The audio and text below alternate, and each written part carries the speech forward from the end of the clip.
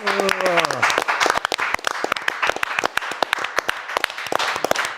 are now in the arena. Welcome to Gridiron, presented by Underdog. Woo woo.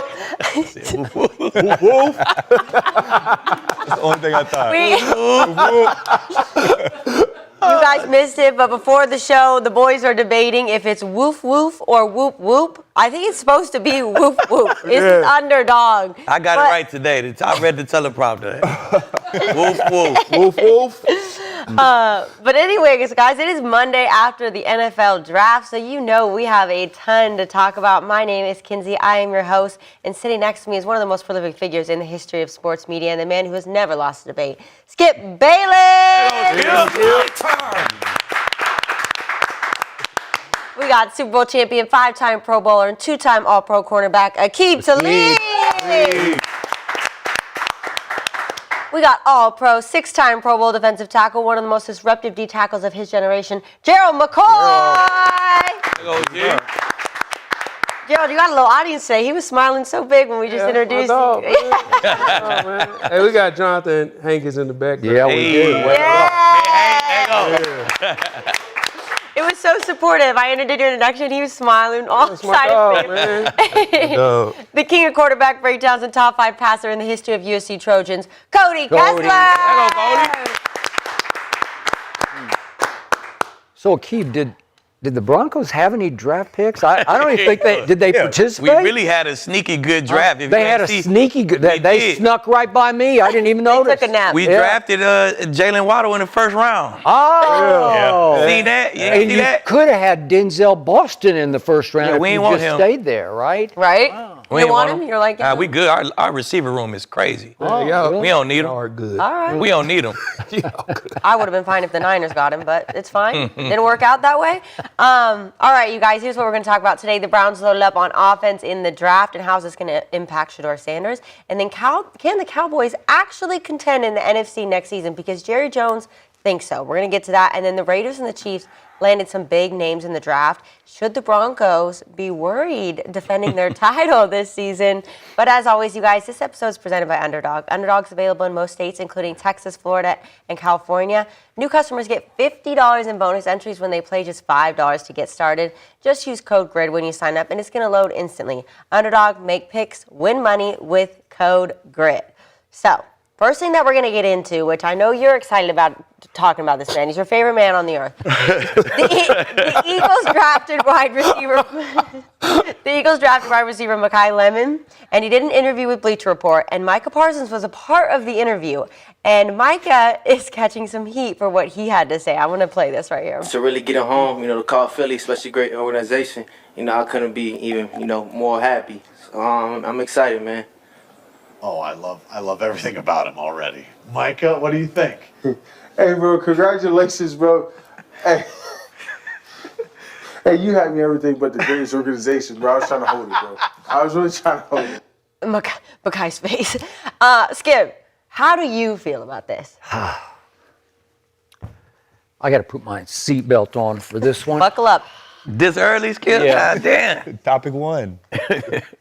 This just hit me the wrong way. But Micah often hits me the wrong way. Yeah. And I don't think I've ever agreed with one thing Le'Veon Bell has ever said in his life, but I did agree with what he called this lame, and to me, low, because if you step back and look at this, Makai Lemon agrees to come on this podcast, and this is the night of his life. Mm-hmm. He's excited, understandably excited, enthusiastic, just spilling over, because he just got picked by the perfect team for him at the perfect time and in the perfect town, because Eagles fans are going to love this kid because he is a dog and a baller. Mm-hmm. And he fits who they are and what they need and what they are going to do. And Micah Parsons actually sits back and laughs at this poor kid just trying to be nice in the interview. And he hasn't done a lot of interviews in his life, and he's not great at it, so he's doing the best he can. He laughs at him for calling the Eagles the greatest organization when he didn't say greatest. He just said they're a great organization. Well, doesn't every kid that gets drafted by every team say it's a great organization? And by the way, Do the Eagles not have the best general manager in all of football? So doesn't that maybe qualify as the greatest organization? And just for the record, Mike has now played for the Dallas Cowboys. And let's see, the Eagles have been to 4 Super Bowls since the Cowboys went to 1. And he's now a Green Bay Packer. And the Eagles have been to 3 Super Bowls since the Packers went to a Super Bowl. And if in the end I can psychoanalyze this, I wonder if this still eats at Micah's psyche that, remember, on his draft night, what happened? The Eagles actually traded up from 12 to 10 with the Dallas Cowboys, traded from 12 to 10. And did they take Micah Parsons, who was still sitting there? No. They took Devontae Smith and left Micah, who got passed over again, until the Cowboys took him at 12. Does that still eat at him? Did he feel like he had to put this kid in his place because he's still a little bitter at the Eagles, maybe a little jealous that this kid got picked by the Eagles, who actually traded up 3 spots to take him and steal him in the first round? Your guess is as good as mine. But Micah had to say, I'm Micah Parsons' kid and you're not. It's almost like he's going to give him a little rookie hazing on opening night. Way to go, Micah. Congratulations. Can I add a little context to what's going on? Go First ahead, and G. foremost, I know Micah personally, and if you know Micah personally and you ever been around him, Micah's a great dude. Micah just loves to have a good time. He's a great guy. He used to be at the Mavs games.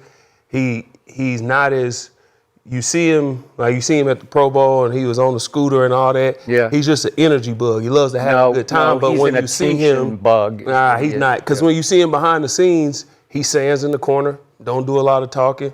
He's not real flashy or nothing like that. He always pays homage to people who came before him. The first time I met Micah, he was nothing but singing my praises of, man, this and this and this. And Micah was already Micah at the time when we first met.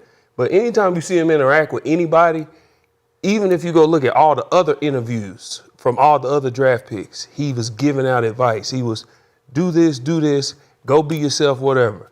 But let's add some context to the clip that they clipped of what happened. Let me tell you what really happened. Yeah. So Adam Lefkoe is from Philadelphia. He's the host.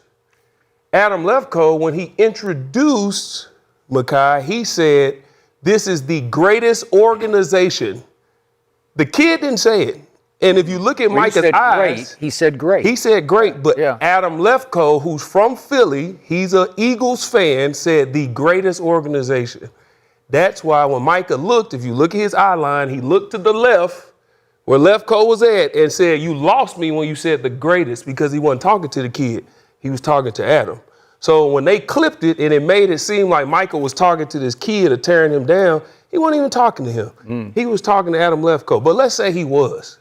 Okay, he doesn't play for Philly. And if he's thinking about the greatest organizations, who's the highest grossing organization in the world of all sports? Is it not the Dallas Cowboys? Cowboys. Okay, out of the big 5 of the NFL, Cowboys, 49ers, Raiders, Pittsburgh, and Green Bay. He's played for 2 of them. Is Philly in there? No.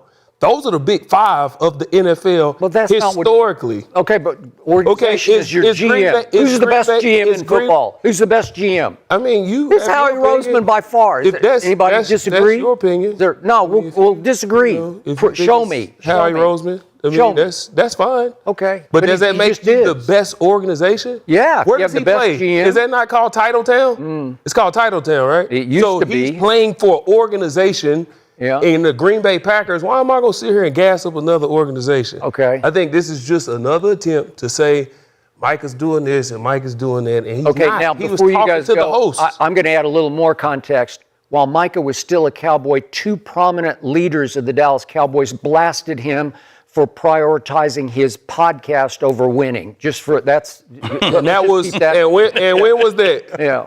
When was that? He's not doing that now. It's the off season. Oh. He didn't do it all last year. He was sitting on a podcast on draft night. That was the off season. What's wrong with the off season? Okay. You can't talk football on podcasts in the off season? Yeah. I'm just saying, man, like he wasn't even talking to the kid. He was talking to the host.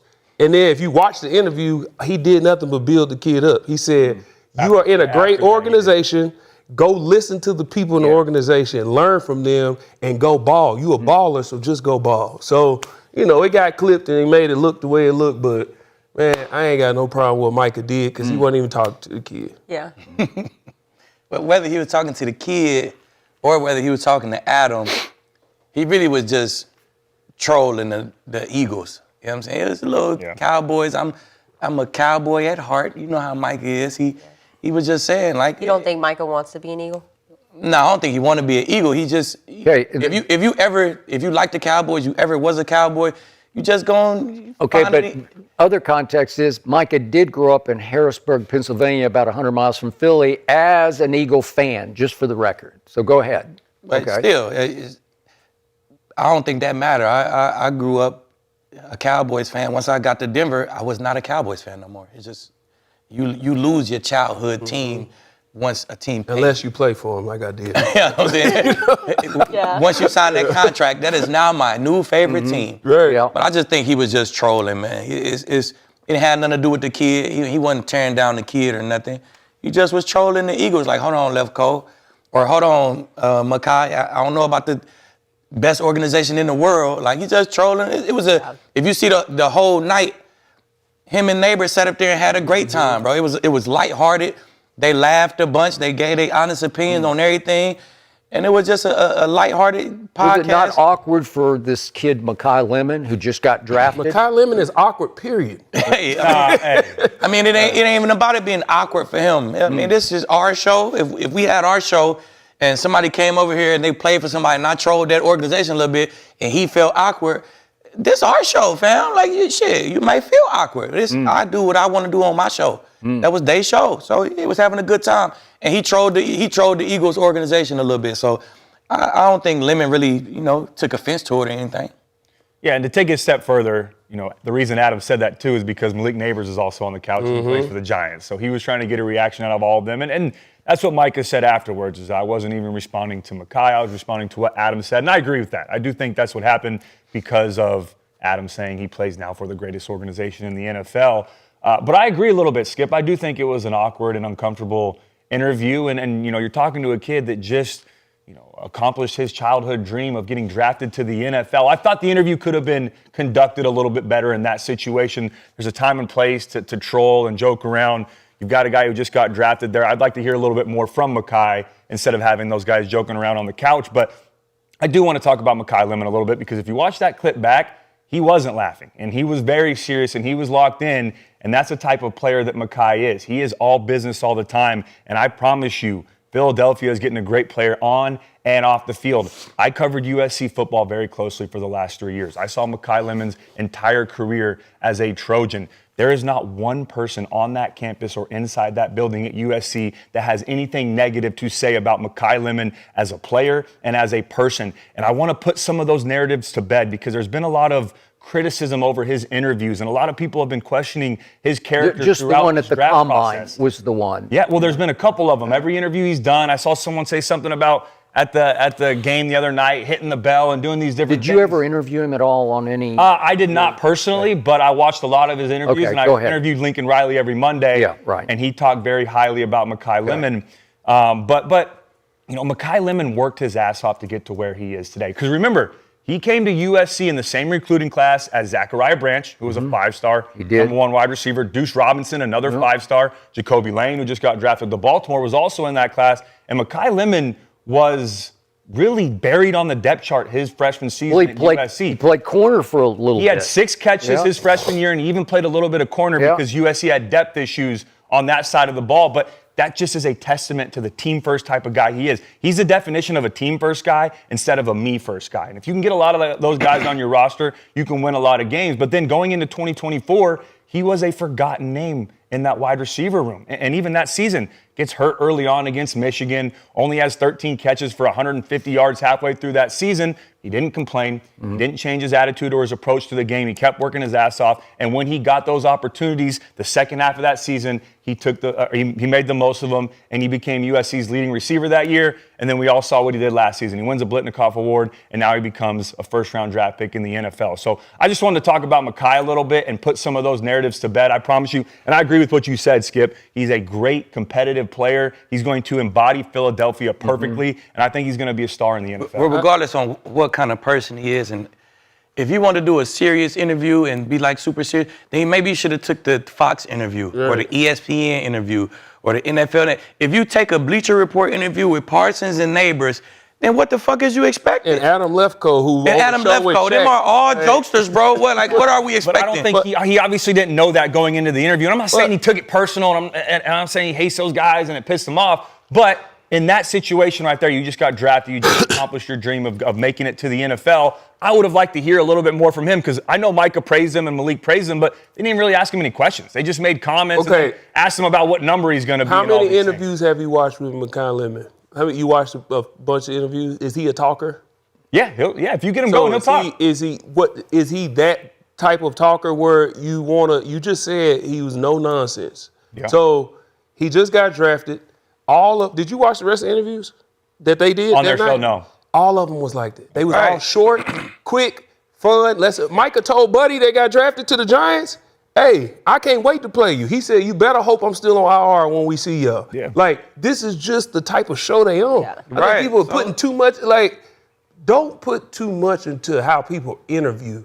That has nothing to do with when they go in that locker room and put them pads on. Because they step on that field, I ain't got to do no talking. I'm not saying that, Gerald. My whole point, though, being, and that's why I wanted to defend Makai Lemon, was I'm cool with that. I'm talking about the people, not you. I'm talking about the people who have an issue with his interview. I said he's awkward because that's just his interview. I don't care about none of that. Yeah. What you gonna do when we step on this grass? We cross those white lines, what are you doing? Everybody's not built for the camera. Everybody don't do well with talking and all that. Forget all that. Can he play? And the kid can play. But so the narrative around his interviews, that's just the world talking. Let's just give him something to talk about. Every year, somebody do something at the combine or say something at the combine that becomes clickbait, and everybody like, oh, did y'all see what this kid said or what this kid did or what? Last year was Shedeur. And his interview, it's always something. So when he did that, it was then he got to the draft and he was rocking back and forth and swaying and all that. That became a thing. Man, what happened when you turn the tape on? Yeah. And that's what matters. But in this instance, we putting way too much into it. He just got drafted and he's on a jokester podcast. That's just what they was telling jokes the whole night. The whole night. Then they going back, you gotta think, he just says the greatest organization and he's sitting next to a giant. You know what I'm saying? It's just. Oh, I agree with that part. I think that I don't think he was doing it to disrespect Makai. He was responding to Adam, who was the host. I'm fine with that. My comment was more so around the narrative with Makai Lemon and the way that he's been perceived throughout this entire pre-draft process. Okay, the biggest negativity I saw was off his combine interview, not with teams, but with the media there. And he's swaying back and forth. I just don't think he got interviewed a lot at USC. And then he apologized after and said, I just don't know how to do it. But his answers are as real as you can get. Real as because he is he's from Los Alamitos, and he just is that. That's who he is. Yeah. Right? Yeah, and he wasn't putting on a show. That's not him trying to be something that he's not. I just think in that moment, man, he's locked in. I'm serious. He's the type of guy. He's all business all the time. Lincoln Riley spoke so highly of him. He said, if there's one guy that I want these incoming players to shadow and learn from, it's Makai Lemon. Because of the way that he goes about his business, it's just been, he's been perceived in a negative light throughout this whole process because of some of those interviews. But there's no character issues with Makai Lemon. Well, just watch. He's going to do his talking on the football. Somebody said he had character issues? Well, they were questioning the way that he acted in those interviews and thought maybe that was something that could have been an off-field issue. I just saw a lot of that stuff. Okay. That's crazy. Yeah, I didn't see that, but if they did, that's weird. Yeah. It's just an interview, man. All right, let's move on to the Browns because the Browns had a nice little weekend. Some would say one of our guys, George, he works behind the scenes. He came decked out in his Browns gear because we have talked on this show so many times about how they need an offensive line and they need wide receivers. And they went and did just that. So let's take a look at who they got in the first couple rounds here. They went and got Spencer Fano, the offensive tackle. They got Casey Concepcion. They got wide receiver Denzel Boston. And then they got offensive tackle Austin Barber. So, to me, this is looking nice. And this puts Shedeur in a much better situation, or, Deshaun. But Aqib, how much will these picks help Shedeur? Tremendously. I think the Browns, honestly, I think they won the draft. They checked all the boxes that they needed to check, and they got good players, man. They started to revamp that line in free agency with re-signing Telvin Jenkins, Zion Johnson, Elton Jenkins. Now you add Spencer Fano and Austin Barber to that. I think you might be on to something. You know what I'm saying? I'm Ty Monken, he might like that situation.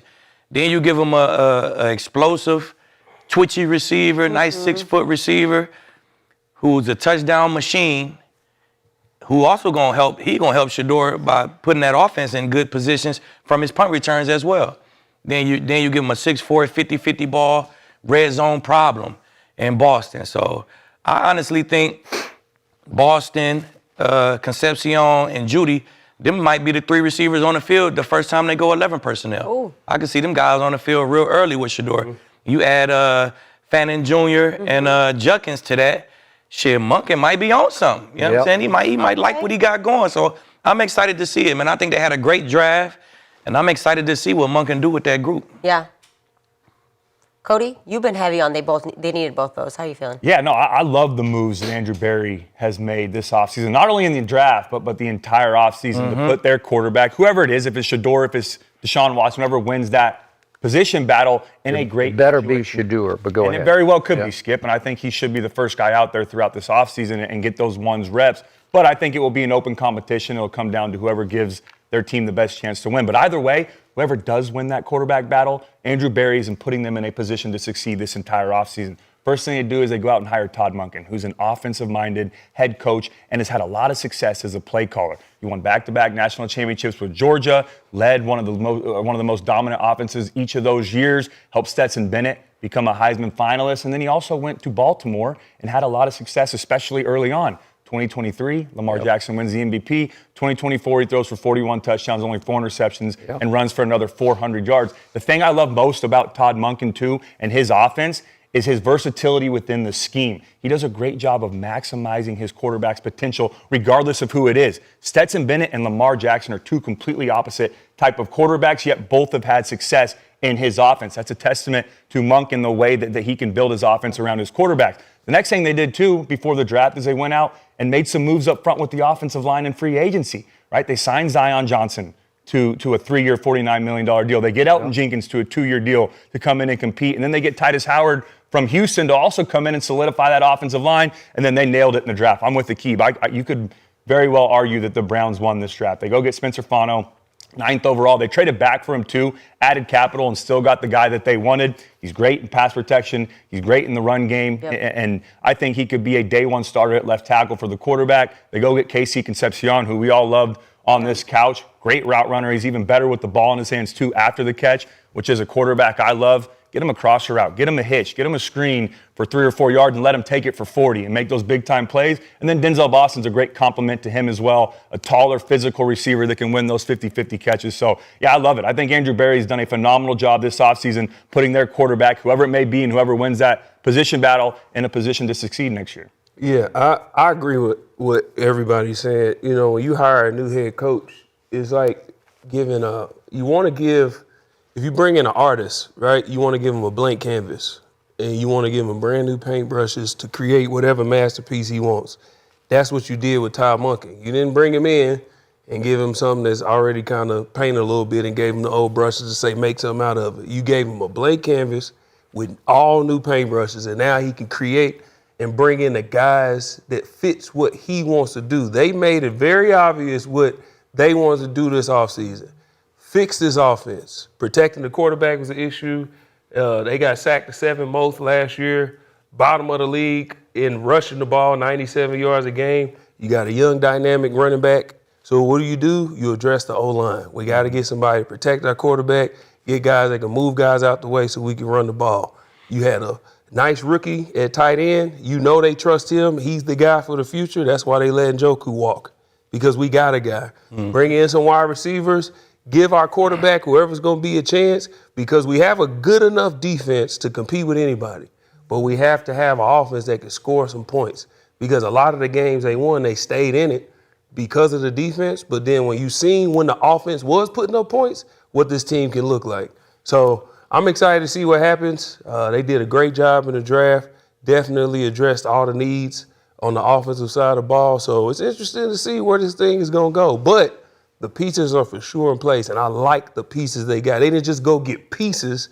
They got pieces that fit what Ty Monken wants to do and guys that actually fit these particular roles. And I believe that they are going to maximize it with the guys they got, man. I'm excited to see it. I agree. I said multiple times last football season, sitting here on this couch in a different place, but pretty much this couch, that Pro Football Focus throughout the year ranked Cleveland's offensive line bottom of the barrel, dead last. Receiving core, dead last for much of the football season. It sometimes varied a little bit, but that just ended. So I kept saying, you got to give Shedeur a break as a rookie starting quarterback. His degree of difficulty is off the charts because they can't block for him and they don't have anybody who can separate and get open and catch the football. But Quinshon Judkins is a keeper, and Fannin Jr. is a keeper, and he started to emerge starting in the middle of the year. And Carson Schlesinger won Rookie of the Year over on the other side. So you've got back-to-back drafts that are like A to A-plus drafts. So your foundation is being built, hopefully, for Shedeur Sanders. And the main thing, as you guys pointed out, that they've done with the offensive line, they just blew it up. Yeah. They completely blew it up and started over, because what I do love the most is they have not re-signed Cam Robinson or Jack Conklin or Butonio. They're just like, no, we've seen your act. We're done with you. And Fano will come in, and I assume he's a day one starter at left tackle. Okay, now you've started fresh with a potential perennial Pro Bowler. So all that is nothing but great. But I got to mention this because it just pissed me off, is that we get all the way to the 6th round. And if you remember, Aqib, the day after the Combine, I did bring up Talib Green, because I watched him a lot at Arkansas, and you laughed at him because he turns the ball over a lot. He did in the SEC. But I just said, man, there's a lot to love here, because he's 6'6", what's he go, like 230, ran 4.36 at the Combine, and he's got a nice arm, and he started 25 SEC games for Arkansas, and they weren't very good, but I would watch him because he's mesmerizing, because if you watch him carefully, you say, wow, that was a nice throw. Oh, that was good. That was stupid, but that was nice. And I don't know why they took 8 of their 10 picks were offensive players, which is great. And then why would you do that to Shedeur? Why would you bring in a kid? And it just scares me that Monken is saying, I can work with that. I can do something with that, because there's just a lot to like. He's not just a running quarterback, because he was, 9th in the country this year in yards per completion with, what was it, like 14 per completion. Yeah. It's pretty good. And I'm saying, what are you doing to Shedeur? Why would you bring in a kid even younger than him now and say, well, he's got a chance to be the 3rd quarterback? I don't know. It just irked me. For Shedeur's sake, it's just a small sign of disrespect that in the 6th round you have to say, oh, we're going to take a project quarterback who's got potential to be more than just a running quarterback. I don't know. I think he just do that for the future. If it don't work out with Deshaun or Shedeur, then maybe I could put a QB running style offense together for this dude. You know what I'm saying? So I don't see nothing wrong with it, man. He like you said, he's a talented guy. He a unicorn of a quarterback. He is unicornish, but again, he just turning it over like crazy. Right. Every OC wouldn't want that. Yeah. But Ty Monken look at that like, shit, I could do something with that. He's doing. That's what he's saying. Exactly. So because if you just watched him on television, you just say, man, like, oh, that'll work. Right. And that's probably what Monken was saying. And remember, Talib Green was the Mountain West. He started at Boise State. So he's the Mountain West Freshman of the Year. Then he was the Mountain West Offensive Player of the Year, his 2nd year starting. So he's got some credentials. He's not just a flash in the pan for 1 year at Arkansas. And he could throw. So if it do work out with Shedeur, say Deshaun is gone next year, now you got a solid little backup. You know what I'm saying? Where if something happened to Shedeur, he get hurt or whatever, you got somebody who could come in and play, man. So I just feel like for an OC like Monken, it's hard for him to pass up a guy like that. And for an OC like Monk, in whose mind, I just want to point something out. Gerald Pryor was a quarterback coming out of college, had all these attributes and whatever, and was a 1,000-yard receiver. So maybe his mind is thinking, if he don't pan out, he's such a freak athlete that we might can, you know what I'm saying? Like, you don't know where his mind is at with getting a guy like that. When you got a guy that's that skilled or that, like, athletic. Didn't you play with Yeah, I was with so Terrell Pryor's 1,000-yard year was my rookie. that's right. Yeah, so that's But it wasn't just, TP didn't just play receiver, though. They had a lot of different packages to where I'd come out and he'd go in as a Wildcat quarterback who could also throw. So there's different possibilities they can do with that. love that. How was his arm? I don't remember. Terrell Pryor's arm? Yeah. He's talented, man. He can spin it. He could throw it really well. But he was a great receiver, too, man. I know it wasn't his natural Great position. is a strong word. He was great for what we had in Cleveland that year. All right, there we TP's go. my dog, man. Hey, There we go. To go from strong word. playing quarterback your whole life to becoming a 1,000-yard receiver in Cleveland, and I didn't play the best. We had 3 different quarterbacks that year. He played well, man. He's he a did some good football stuff. player. I'm a big fan of TP. Yeah, You we won't hear me say can't one use negative these thing words about him. loosely, Cody. I'm just saying, a great receiver. And He was a talent. and Terrell he was a great- Pryor. Let me fix that. He was a great athlete. There you go. Yeah, there that you excelled at 2 positions. How about that? Is that He something was a better? great dig runner. He was a Got great. a lot of digs. 50-50 balls, too. I remember we played in Tennessee. I threw him a corner out with 2 guys on him, and I was like, I just snatched it from him. I don't I might have played against him one time. An elite corner. I think so. An elite corner you has don't remember. guarded I a don't lot remember of great wide receivers.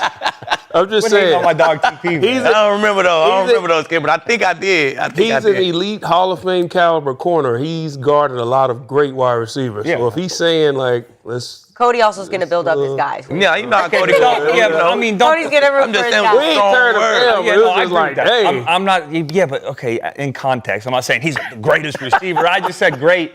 Talking about him, sure, he's a good receiver, great athlete, was talented at 2 positions. But back to your point, Skip, with this quarterback situation, there's a couple ways to look at this. I think this was more of a luxury pick because they addressed the positional needs they needed to address on offense. So they're sitting there in the 6th round like, all right, we got offensive lineman, we got wide receiver, we got multiple needs already. Let's just take best available. A guy that It's we the think unicorn on the board. Let's go get this quarterback Yeah. and see what he can do, maybe at quarterback or in some of these Wildcat situations. And it's also to bolster up that room. This year he's not going to come in and most likely won't compete for the starting job. It's to add some depth on the back end of that roster in case things don't work out with Dylan Gabriel or whoever doesn't win that starting job. They don't feel great about them as a backup, so you have an extra body in there to compete with those guys. And then if it doesn't work this year because Deshaun and Shedeur will 100% get their opportunity this year. Now you have someone else that you could develop for the future if it doesn't work I out. think Taylon Green, from what I saw Terrell Pryor at Ohio State, is a little freakier than Pryor was. Just overall freakier. Just a little taller and a little faster. And throws it. He's got a big arm. I don't know. Dude, a crazy athlete. He's crazy. He's just crazy. Because would he jump 43 and a half on the Numbers was crazy. Yeah, numbers was crazy. Yeah. Okay, so the Browns last season ranked top 5 in total defense. Now all the improvements on offense. Cody, where do you see them ending up this year? Let's give Cleveland a little hope. Yeah, I mean, defensively they're set, and Gerald said it. You can win games with how good that defense is. We're sitting with a guy on the couch that did it when he was in Denver, right? You just have to be a little bit better on offense to capitalize on what your defense is doing. If they get you a turnover, if they get you back-to-back 3-and-outs, you got to go score. At least get me 3 points. We can't have, games where it's a low-scoring game and you're not capitalizing on your defense. You also can't compound problems. You can't turn the ball over deep in your own territory and putting your defense in a bad position. That happened multiple times last year, and that kind of affected their points per game when you look at that defense, because they were a lot better than what the numbers showed. But I think they'll take a huge step forward. It's going to come down to the quarterback position, though, whether it's Deshaun Watson or Shedeur Sanders, whoever wins that position battle, they've got to elevate their play and capitalize on the pieces that they got around them. You see them going above 500? Yeah, I think they could. I think they could. They're in a tough division. We'll see what happens with Pittsburgh, but there's still questions at quarterback there. Yeah. Who knows if Aaron Ravens Rodgers are is coming good back? looking. They just drafted Drew Aller from Penn State. Maybe Will Howard on the roster as well. Cincinnati, they got to stay healthy. They've got questions with that defense. Who knows what they're going to look like? And then Baltimore, I think, is the favorite right now in that division. But again, you got to see what it looks like under Mentor. Declan Doyle is a first-time offensive coordinator. I think the North is wide open. Yeah. And don't sleep on Cleveland. They might surprise some people this year. All right. How much do you like your USC receiver who went to Lamar Jackson? Oh, Jacoby Lane? I like him a lot. Yeah, he was bigger yeah. red zone. Not great. Yeah. He's a talented receiver. That's a big time Not playmaker. great. He was a great compliment to Makai. He was. And Lincoln Riley used him perfectly because you could have Lemon, who is a shorter, shiftier receiver, still make contested catches, but he can maneuver on the inside. And then you had Jacoby Lane opposite of him, who's 6'3", 6'4", and is one of the best 50-50 ball catchers in the country. So it's going to give Lamar options when Zay Flowers is double teamed, Yeah. when they're focusing on Mark Andrews, when the run game's working and they're loading the box. You got some one-on-ones with Jacoby Lane outside. I think that's what Baltimore was missing. Now you can throw it up and go let him make some plays. Yep. The AFC North back in it, they kind of all died last season. Yeah, it So was I down think, last year. But It was down. I think the AFC North, they're going to be back this year. Yeah, I'm It's going to excited be to very see that. competitive in the AFC North for sure. Well, a little light for Cleveland. Let's move on to the Cowboys because the chat on Friday, you guys gave the Cowboys an A after the first round because obviously you guys got Caleb Downs and Malachi Lawrence. And no surprise, Jerry Jones also, I think, seemingly giving himself an A because this is what he had to say after the draft. I'm going to quote him here. He says, we can put it together. The two teams in the Super Bowl, they didn't make the playoffs the year before. I know it can happen because I've done it when it didn't work and I've done it when it worked.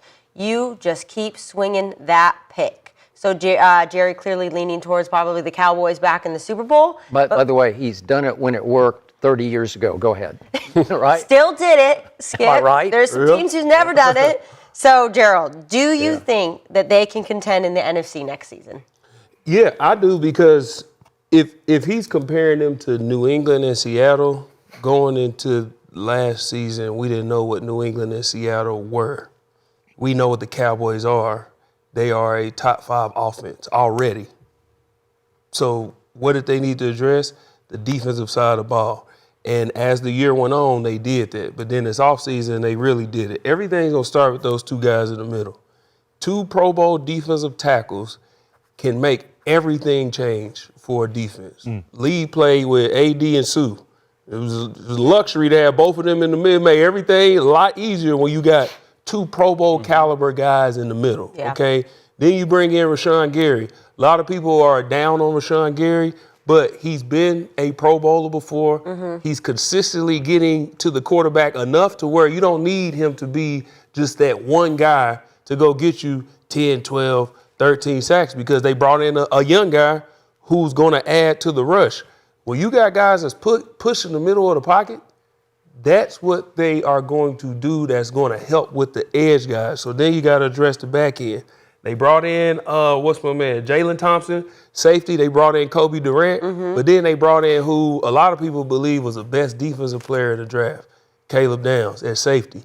So you address the defensive side of the ball and you've improved on that side of the ball, they are at worst going to be way better than they were last year defensively. And that'll win them at least 3-4 more games that gets them in the playoffs. And then once you get in the playoffs, anything can happen. Yeah. Because they already have that dynamic offense. So, yeah, I believe they can compete, because it's in comparison to who he brought up, New England and Seattle. They didn't have anything that was established where they got that. Cowboys, we know they going to put up points. They just got to be able to stop somebody, and I think they improved to where they'll be able to do that better this year. Love it. Aqib, before last season, you were actually able to predict what happened with the Cowboys, and then you said this season they're going to do it. After this draft, do you feel that way? I do this shit. I do this shit, Kinsey. I'm telling you, they'll win 11, 12 games. They definitely going to compete. They're going to do more than compete in the NFC. They'll be in the playoffs. They'll be in the mix. Skip going to be happy this year. We're going to see a lot of – I think you still a Cowboys fan or what? It's hard to tell now. I don't know. You know what I am? I'm an objective Cowboy fan. You can't find very many of those. What he is, he's a secret Philly fan is what he is. That's exactly what he is. We're going to see a lot of Cowboy blue from Skip this year, Skip going to have a lot of intros. I'm telling you, a whole bunch of intros. A whole lot of intros. Skip going to have a lot of intros this season. But that offense is going to be explosive. We already saw that. And I think they may even be more explosive this year than they was last year because Dak and Shoddy know how they want to play with CD and Pickens. Hopefully Pickens is still there. With CD and Pickens, they know how they want to play with them. You know what I'm saying? This O-line is a year into it. That's another year of camaraderie, another year of cohesiveness. Like, you know what I'm saying? It's that same group. So You was able to keep Pickens. You was able to keep Javonte. This group may be even more explosive than they was last year. Then you get to the defense. Shit, I think they made all the right moves on defense, man. The trade is finally complete, and you see what they got for it, man. G said it. It start with them big dogs in the middle. Quinnen, Clark, and what's my guy from the Chargers? Whatever his name is, Aguania, that's his name, the nose tackle, the big nose tackle. Oh, yeah. I swear he's gonna be a problem. He's a run-stopping guy, man. You need a real rock right there in the middle of your defense at that nose, and that's exactly what he is. And then you will have Overshawn for more than 6 games this year. You had him for 6 games. He missed the first 12. It's like he missed the whole season. You know what I'm saying? You will have him all year. James, he played a bunch as a rookie. He'll definitely be better. He did great at blitzing last year. He'd be better against the run with a whole season under his belt. And I like the depth that they added in the secondary, man, with Locke and Kobe. You bring them in to add a lot of depth. You draft the best defensive player in the draft. Thompson is a legit starting safety in this league. You know what I'm saying? And then Bland is a star, bro. When he's healthy, he is a baller. You don't get 9 interceptions and 5 touchdowns in one season if you ain't a baller. So he got surgery early January. He probably good to go right now. If not the next month or so, he'll be ready to go. So I like what they did on defense, man. And Christian Parker, it's his job to cook it up. Yep. He got to cook it up. But I think they gave him all the ingredients that he need. Everything is right there. And he got to call a game, put guys in position to do what they're good at doing. And I think he'll do a good job of that. So trust me when I tell you, the Cowboys going to be in the mix, man. It's going to be a good season for Cowboys fans and the objective ones as well, Skip. Yeah, Cody, before you go that Jay-Sean Barham, Yeah. I'm telling you, man, a lot from Michigan. Yep. A lot of people, I don't give a lot of people just praise like that especially when they play in OU. Yeah. But he was suspended for the first half versus OU a couple years ago because he had a targeting situation where he had to sit out the first half. And they defense just didn't look like the whole team. That one guy came in the game in the second half and the whole energy shifted. His ability to be able to run sideline to sideline, he'll hit anything moving, he can cover, he can rush, he can do it all. I believe he honestly is going to be a steal. And if they use him right, he can really be a piece for this defense. So I agree. That guy right there, man, that was a really good draft. Michigan. That was a really good draft pick, bro. You The depth they got on their defense, right? though. Last year's game against Michigan, right? The one early last year, right? Okay, go ahead. The depth they got on that defense, though, they got Sam Williams, Makai Lawrence, and Barham. Them probably the Overton backups. too they added Overton from Alabama as well in the draft. Them probably the backups. You know what I'm saying? Yeah.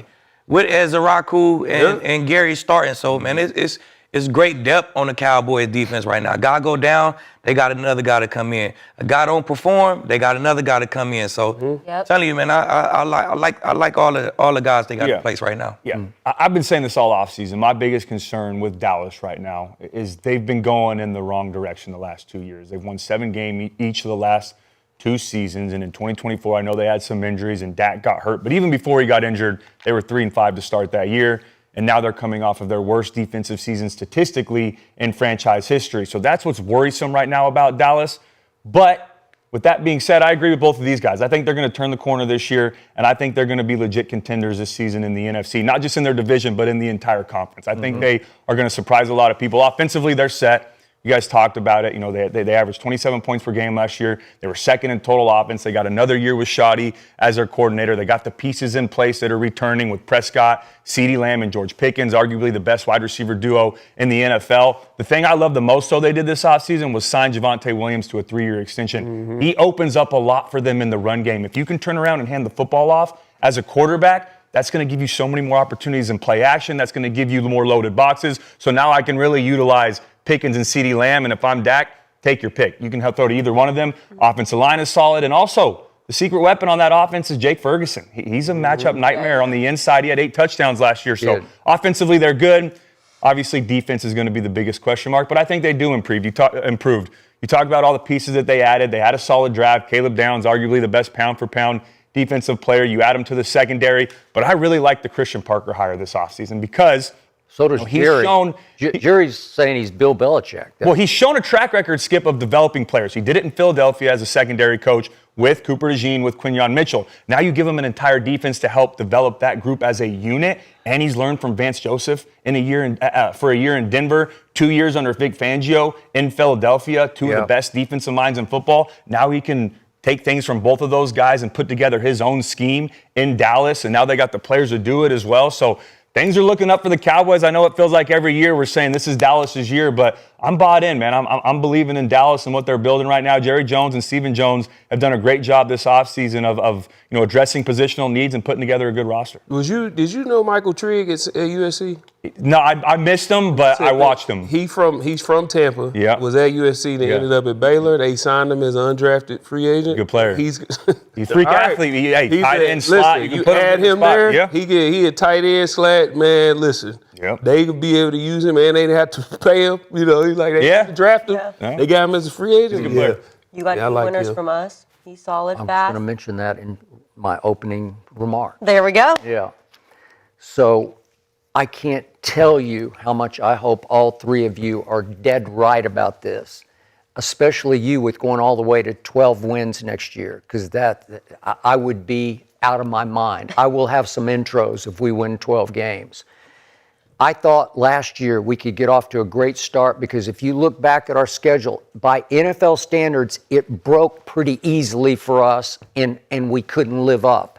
And I thought we'd go to Philly on opening Thursday night because they'd be a little distracted, living in the past off their championship, and beat them. And we had them dead to rights in the fourth quarter, and CD dropped 2 passes. And after I'm saying he's the best receiver in football.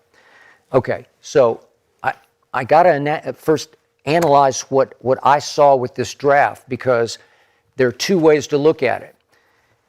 We traded some picks. So if I take our trade picks as part of the haul, then I give the traded picks an A+, because I'm looking at the 2 we gave as part of the Quinnen Williams trade. Okay, I'm good. We didn't have a 2 in this draft, but it went for Quinnen. And to your points, he's a stud, man. He's an anchor. Yeah. We got that guy. He is that guy.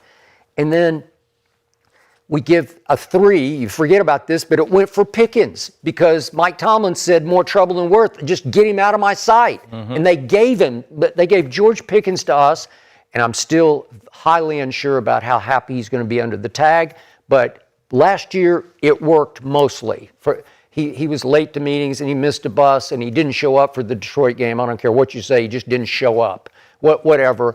But he still had a great year overall. And I'm going to use the word great that you don't, I think it applied to his year last year. It did. He was great. And then, Kinsey, to your point, we did give a 5th for D. Winters, who was your backup linebacker, but he got pressed into service because of all your injuries. And he was catching my eye, especially against Seattle at the end of the year in the playoff game. I agree. He played at a pretty high level where he's making 6-7 tackles. I'm saying, who's that guy? Well, now you're healthy again, you hope, and he was expendable, and we got him for a 5th. He'll be in our linebacker rotation because he knows how to play football. Yes. Okay, so I liked all that. I give that an A+.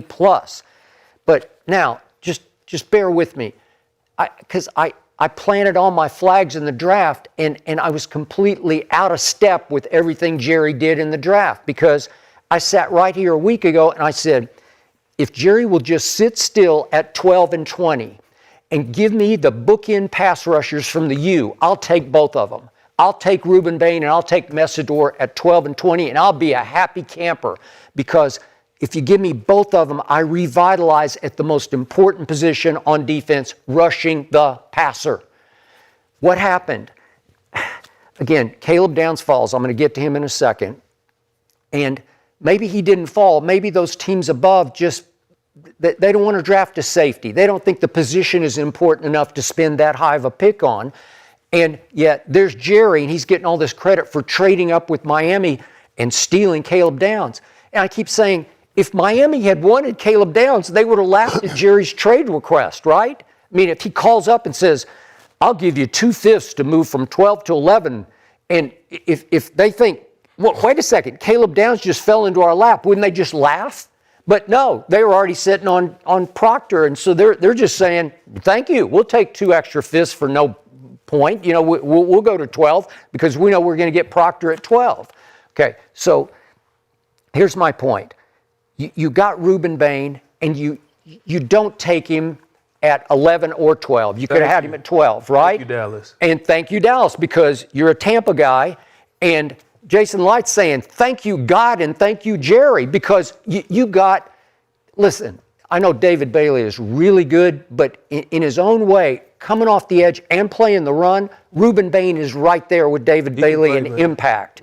And then I'm going to jump ahead because we were talking before the show about Keontae Scott. I just love Keontae Scott because the analysts I trust, that they saw him as like a culture changer, the way he plays with energy and electricity. And Dallas is sitting right there in the 4th round with the 2 picks they got from Philly, trading back to 23. And they take Devin Moore in the 4th round. And I watched Florida some, and he just didn't catch my eye. He's long, tall, heavy-footed, injured a lot. And he had a good interview with Christian Parker. He liked him on the chalkboard. So he takes Keontae Scott is sitting there, and I'm out of my mind. Like, he's there. He just fell into your lap. So all of a sudden, Jason Light gets both Reuben Bain and Keontae Scott. Watch what happens. Just watch what happens next year in Tampa. Both will start and both will star for the Bucs, in part because they need both of them desperately badly. But those are difference makers at positions that are difference making. And then I know you like Barham, although when I watched Michigan, Ohio State, he had 1 tackle. I didn't see what I saw the second half against Oklahoma. He came in and had 6 tackles in the second half alone, and I'm like, wow, I got you. But he's a tweener. Is he going to edge rush, or is he going to play linebacker? I think they're going to try him in the linebacker rotation. Okay, but guess who's still sitting there, late 3rd round?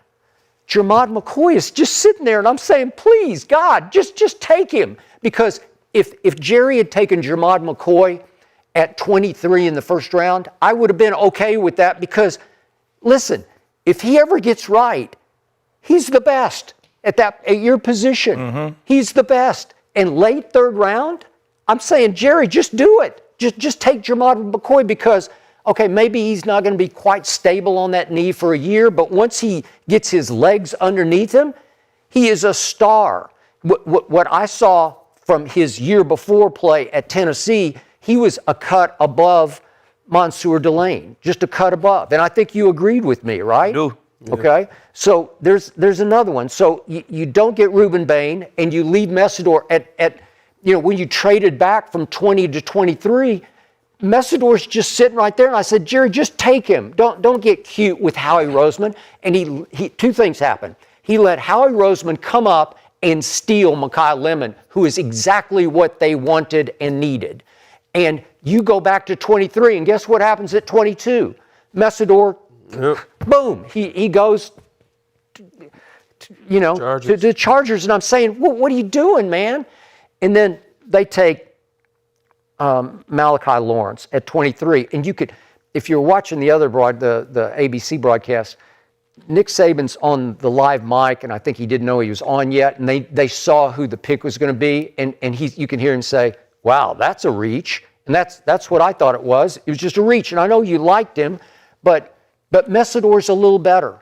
I know he's an older player, but so is Malachi's older player. He was there for 5 years. So to me, our Mason Thomas is a little better and will be a little better. What's that? I ought to take him over Malachi. I know. I would take him over Malachi. So there are 2 Messidor and our Mason Thomas. Our Mason Thomas is a bad man coming off the edge. Yeah. He is in Kansas City. And he going to get coached by Joe Cullen? Yeah. Okay. All right. Okay. I'm just saying. So I'm out of step with the whole process. Okay. Back to Caleb Downs. So the reason everybody's raving about Dallas stealing Caleb Downs was because all the people who were analyzing had mocked Caleb Downs way high. They had him going 5, 6, 7. You're saying maybe best defensive player in the draft. Okay, I think David Bailey is, and I think you do too. So, but you think Caleb Downs. But you to your credit, argument, yeah. You brought him up early, like midway through the NFL season. You're talking about Caleb Downs. Yeah. Okay, so I watch Caleb Downs a lot, and as I told these guys on Friday, he never makes a mistake, but I don't see him make a lot of plays. So will he stabilize the back end of the Cowboy defense?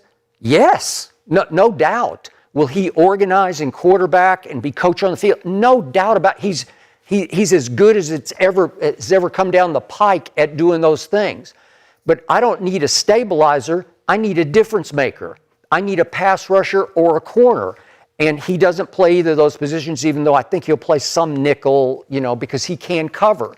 But the two, I said this the other day on Friday, the two draft analysts that I respect the most, Lance Zierlein and Dane Brugler at The Athletic, they both criticized Caleb Downs because he doesn't play the football. He doesn't have ball production. He had 2 interceptions a year at Alabama, 2 at Ohio State, 2 at Ohio State. He forced 3 fumbles. He's not an Aqib Talib. I told you Friday, he doesn't do that. He's not Ed Reed. He's not Earl Thomas. He's a tackler, but he's not a head-hunting tackler. He's not a fierce tackler like Darren Woodson was, or if we go back to the days of, whoever you want to, like Ronnie Lott or Jack Tatum. I don't see any of that stuff. I just see as solid as has ever played that position in college football. That's what he is. And I didn't want solid. And here's the point, to close this case. I just remind you, there were 10 teams who were mocking the mock drafts about Caleb Downs. They're mocking the mocks because 10 times ahead of the Cowboys pick, 10 teams could have picked him. And I'm not counting the Raiders. I'm saying they were obviously going to take the quarterback. But 10 times, starting with the Jets, if he's the best player and the best defensive player, the Jets would have said, okay, we take him, right? And it just went, look at this list. Okay, so the Jets say no to Caleb Downs. Then Arizona could have taken him, and they take Jeremiah Love. Wait a second. Tennessee could have taken him, and they don't. And then the Giants passed him twice. And then Kansas City trades up, and I'm thinking, are they going to take Caleb Downs? No, they take the corner because corner is more valuable than safety. And then here comes Washington, another NFC East foe, and they say, no, Sonny Styles is better at his position than Caleb Downs is at his position. And then New Orleans, they could have taken Caleb Downs, and they take your receiver, right? And then, wait a second, here's Cleveland. They had traded back. They wanted left tackle, but they could have taken Caleb Downs because they could use him, but they already have a top 5 defense. Yeah, but they could sort. Then the Giants again, and then here comes Miami. And Miami's just sitting there and said, yeah, we'll take your 2 5th-round picks because they don't want Caleb Downs. They want Caden Proctor. Am I right?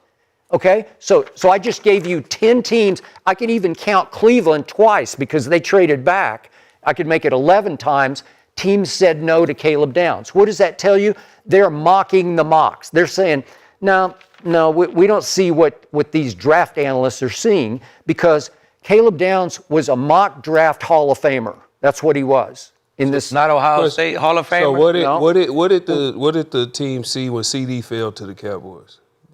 Well, CD was okay, but I was already on record before. I said I love CD Lamb. Was that like a gift or was that like that's a steal?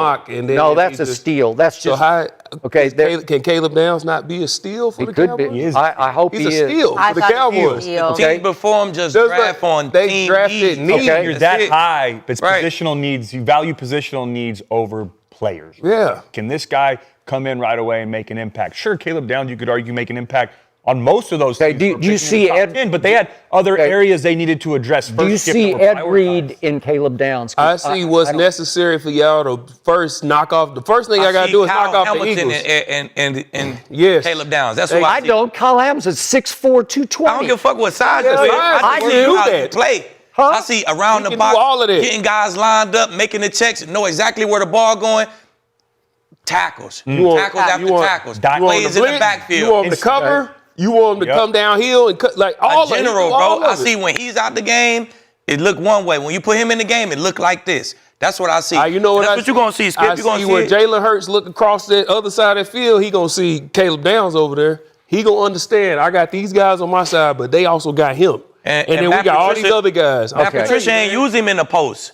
He could have put him in the post and let him play center field and get picks and intercept deep balls in post, but he ain't need him in the post. I need you in the box to be like Luke Kuechly. Hey, Jack, come here, Jack. To the ball. I'm telling you, he calling shit out and making checks. Is he part linebacker? Damn near. He a box safety. He do everything. He a box safety. And you know why? He could guard tight ends. He could guard running backs. He could guard slot receivers. He could do anything you need him to do in that box. And Lieb understanding, and Cody will too, how defenses are now in today's NFL. It's hard to find that Levante David or that Luke Kuechly where you got this do everything backer. That's why they bringing Derwin James down and letting him be in there because he's a do everything guy. So now you got a Caleb Downs because that's what he can do. You bring him down, he can do everything. He get everybody lined up and all this.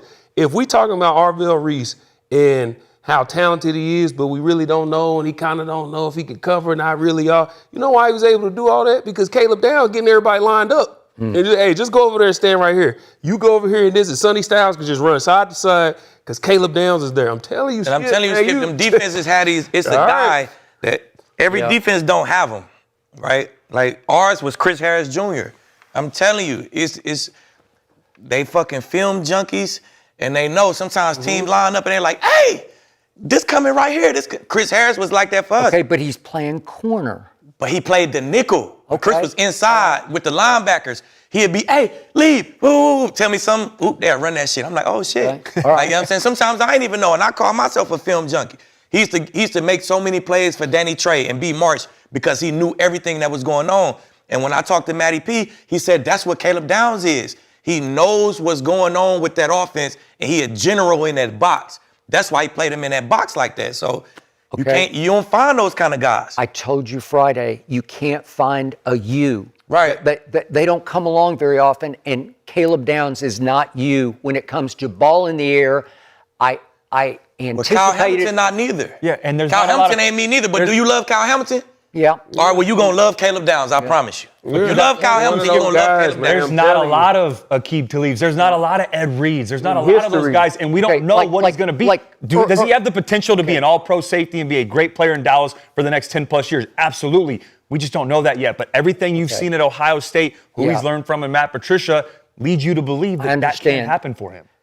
Earl Thomas, Legion of Boom. Yeah. I used to argue with my guy Richard Sherman back and forth. They're in cover two much of the time. And Richard just knows he's back there playing center field. He's not box safety. He's Willie Mays in center field, going sideline to sideline. Cam Chancellor was down there knocking everybody off. He was that. I'm just saying, I love the guy. But times have changed. With Ed Reed, when the opposing quarterback looks across the field, he's thinking, he's going to take me to the house. Because 9 times in Ed Reed's career, he picked off footballs and ran it all the way back because he can return, right? And I'm not sure how fast Caleb Downs is.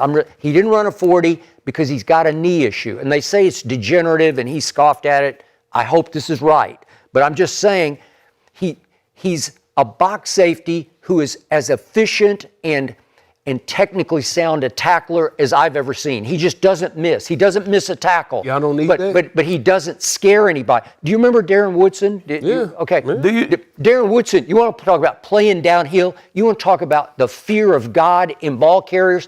Because Darren Woodson is 6'2", 220, and he is going to come and pack a wallop, and you're going to remember every time he hits you. And with Caleb Downs, he's just a technically efficient, proficient tackler who just gets you down. But he get everybody else going. Okay. How many times did the Cowboys give up big play touchdowns because of mistakes? So it was horrendous last year, right? Russell Wilson, game 2 at Jerry World. Mistake. It's so that's like when somebody in that box gonna turn around. Hey, it's 40. I told you Friday. Russell Wilson won't be able to come to the Bears the next week. He threw 4 touchdowns. Like, come on, bro. And it's like all mistakes. Yeah. And so you gotta have a those won't happen. Mistakes. I give you. So that's gonna make you better right there. It will definitely. That's kind of stuff that's gonna clean up. And then Kyle Hamilton got 5 interceptions in 4 years, but you love him though. I do. All right, so because he's it's always possible around for you the to love somebody, Skip, without them. Caleb is always around the football. Tell you, they just make plays. Okay. He don't come down and smash the shit out of nobody. He's a great tackler. He's just always around the ball. He make plays in the box. That's the same thing Caleb Downs gonna do. Kyle Hamilton is 6'4", 220, at least 220. And he's not a bruiser. at all. He is tall, skinny guy. Yeah, He's not a bruiser. But he breaks up everything. He's just always around the football, breaking up passes, knocking people down. That's what Caleb Downs That's what is. Caleb Downs is going to be. He's going to be around the ball. I hope He you're did it right. for 3 years straight in college football. But it's in the SEC, Okay. and the Big Ten, and top of the line football. He was clearly the best guy on that defense. Okay, what's more important, corner or safety to you? Corner. By far. Yes, Like by corner. far. And Delane is gone, so we can't get the best corner. Okay. Why would we? Yeah. Like, what Okay, we doing? do you agree with me what I told you about Jermod McCoy and Keontae Scott? Well, Jermod McCoy, the reason Well, if he you fell think- so far is because they worried about his knee as well. Well, Right. They obviously. said his knee could be. They said his knee could be cooked for like Ever? And I think, Ever. And Yeah. to that point, Jamal McCoy is going to need a year or two to get back to where he needs to be. Dallas is trying to win mean, right now. right now. Las They're trying to Vegas, win right the now. Raiders, Jerry said they could do what they just did. Well, but that mean now. the Raiders have time to let him recover from his knee injury because, they want to win some games, but they're still a year or two away from being competitive. Right. Dallas needed someone in that third round that they could plug and play right away that can make an impact for them. Yeah. Skip, I think you're going to be pleasantly surprised by Caleb Downs. You're going to be happy I hope this you're season. right. I He's a can't dog. tell you how much. Yeah. You know what he's doing? You know what? Skip's getting these clips out there so Caleb Downs sees this shit. To fire him And he up? wants to prove him wrong in Dallas, and now he becomes an all-pro safety in the next 2 years. Well, he better be a Pro Bowl safety. He just better be. he will You know be. what? He will be. You say us three, we first guessed it. All right. Yeah. So, to use your quote, we gonna Yeah. tell you we first guessed Okay. Caleb Yeah. Downs being all pro Yeah. safety. So when that happened, How many wins do you have Dallas next year? I give him 12. 12 and 12. Yeah, I give him 12. Yeah. They're gonna be that. nice. I say- 12 wins. Do I hear a 13? I'll give him. I think Do I hear 11 and 12. Going one, get a 13. What do you have, Skip? What do you think? 5.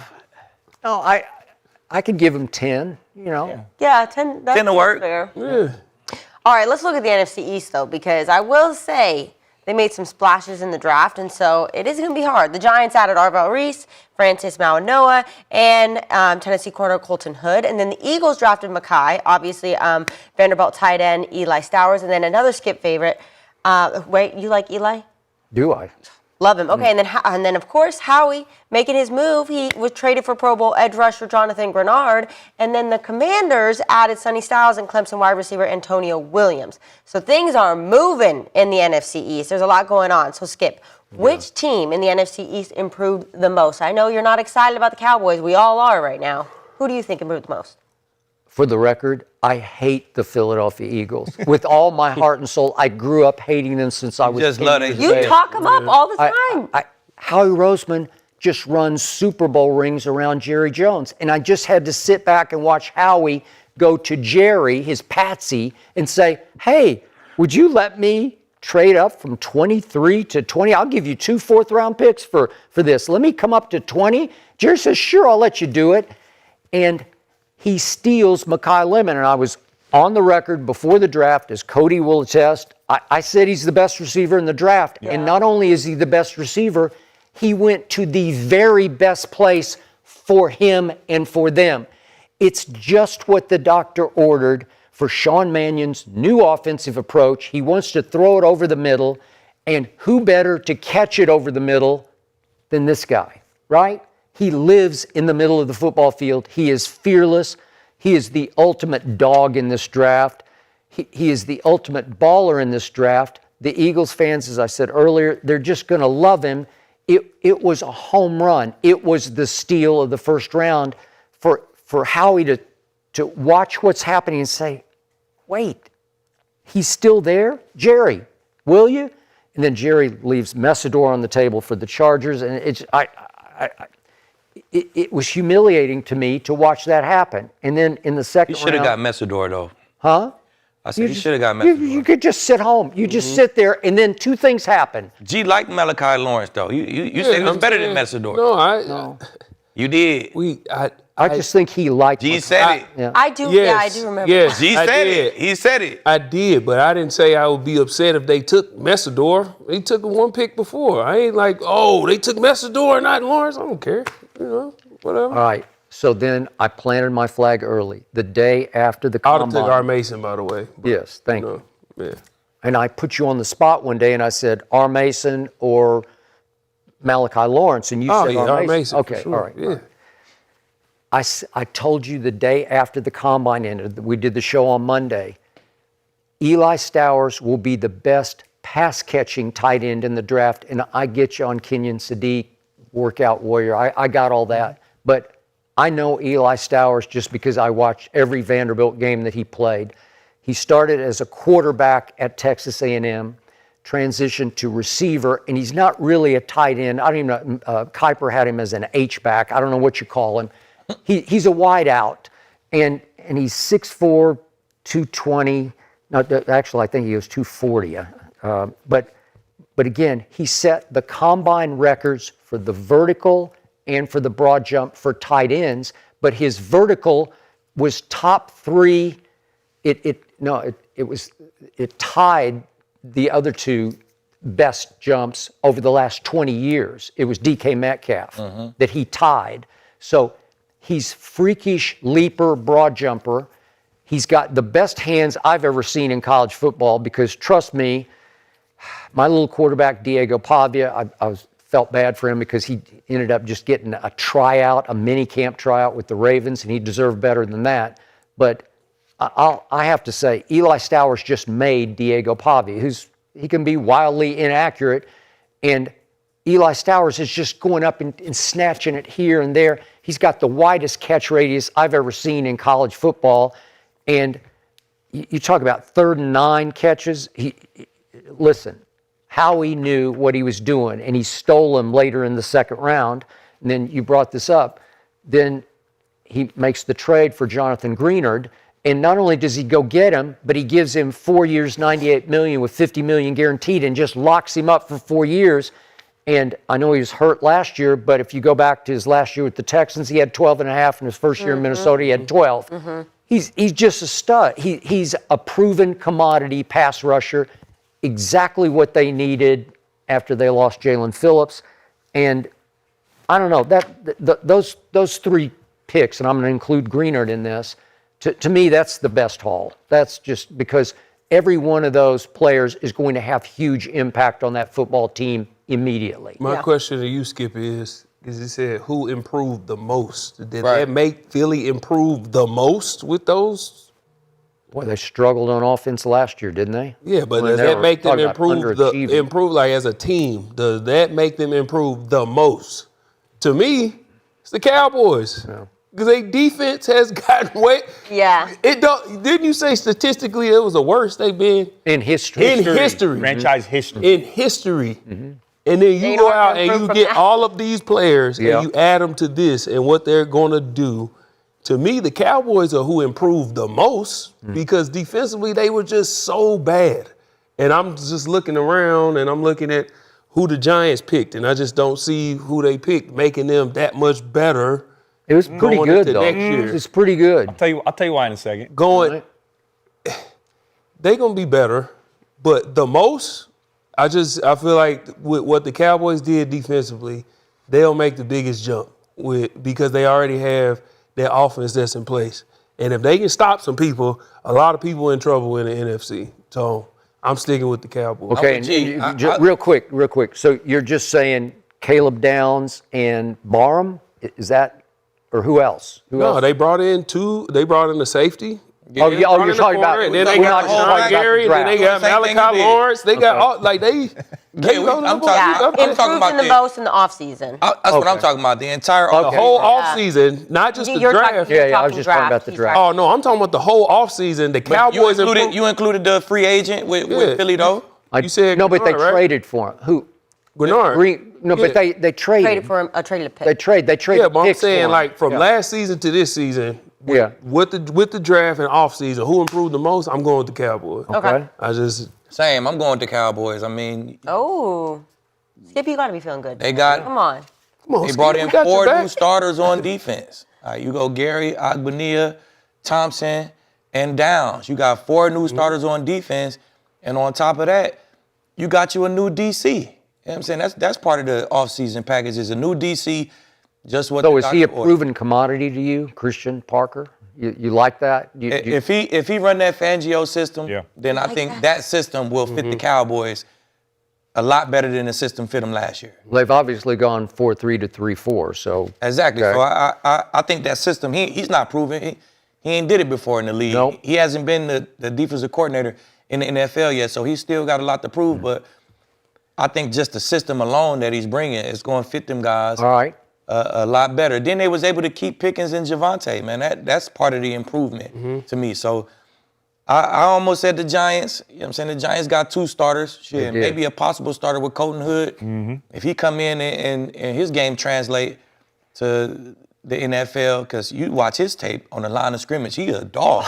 His press everything. His press technique He is puts hands on everything. bro. His press technique is second to hands none. on everything. He may be a starter as well. So Well, he's a bully to me. Like that's what I'm saying. I was close to saying the Giants. Yeah.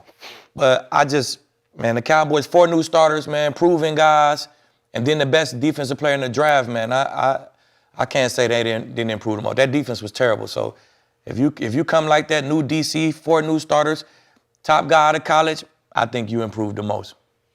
Yeah, so I looked at this through the draft lens, and the team that I went with was the New York Giants. I think they had a phenomenal draft, man. Your main goal in the draft, especially in the early rounds, is to address positional needs, but also find guys that can come in and contribute from day one.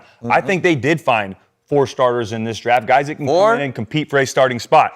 The first one is in the first round with their first pick or their 5th overall pick, Arvell Reese. 100%. He's a stud. I think he's going to be a star in the NFL. Now, I'm curious to see how they use him and how they pair him up alongside, Burns and Thibodeau and Carter, but that's up to Denard Wilson to figure out the best way to maximize his potential. And what helps Arvell Reese is the versatility that he has. 327 snaps as an edge defender, 286 snaps as a linebacker in the box. So he can do both. They can use him in a multitude of ways. I think he'll be a day 1 starter. The next guy that I think will be a starter was our 10th overall pick, Francis Maui Noah. For and sure. his versatility as well. He can play guard. Although he started at tackle, he has the size and athleticism to move inside and play guard if they want to keep Andrew Thomas and Illuminor at both tackles. Yep. He's great in run blocking. He's great in pass protection. And he's going to make Jackson Dart's life a lot easier. He will. Those are 2 starters right there. Yep. The 3rd starter, a guy that I think will compete at least for a starting spot, and we'll see him on the field in different packages, is Colton Hood. And when you watch his tape, he is a physical corner. And you said it, Skip. That's the definition of his play style, is a bully. Yep. When he plays press man, he gets his hands on receivers. And I hate that as a quarterback because that disrupts their route. And it also disrupts the timing of the play. And I have to automatically get off of him and go to my 2nd and 3rd receiver because he's already dead at the start. And he's also very physical in the run game. He's not afraid to be that D-gap defender if they're playing cover 2 to kind of chop inside and come make a play in the backfield.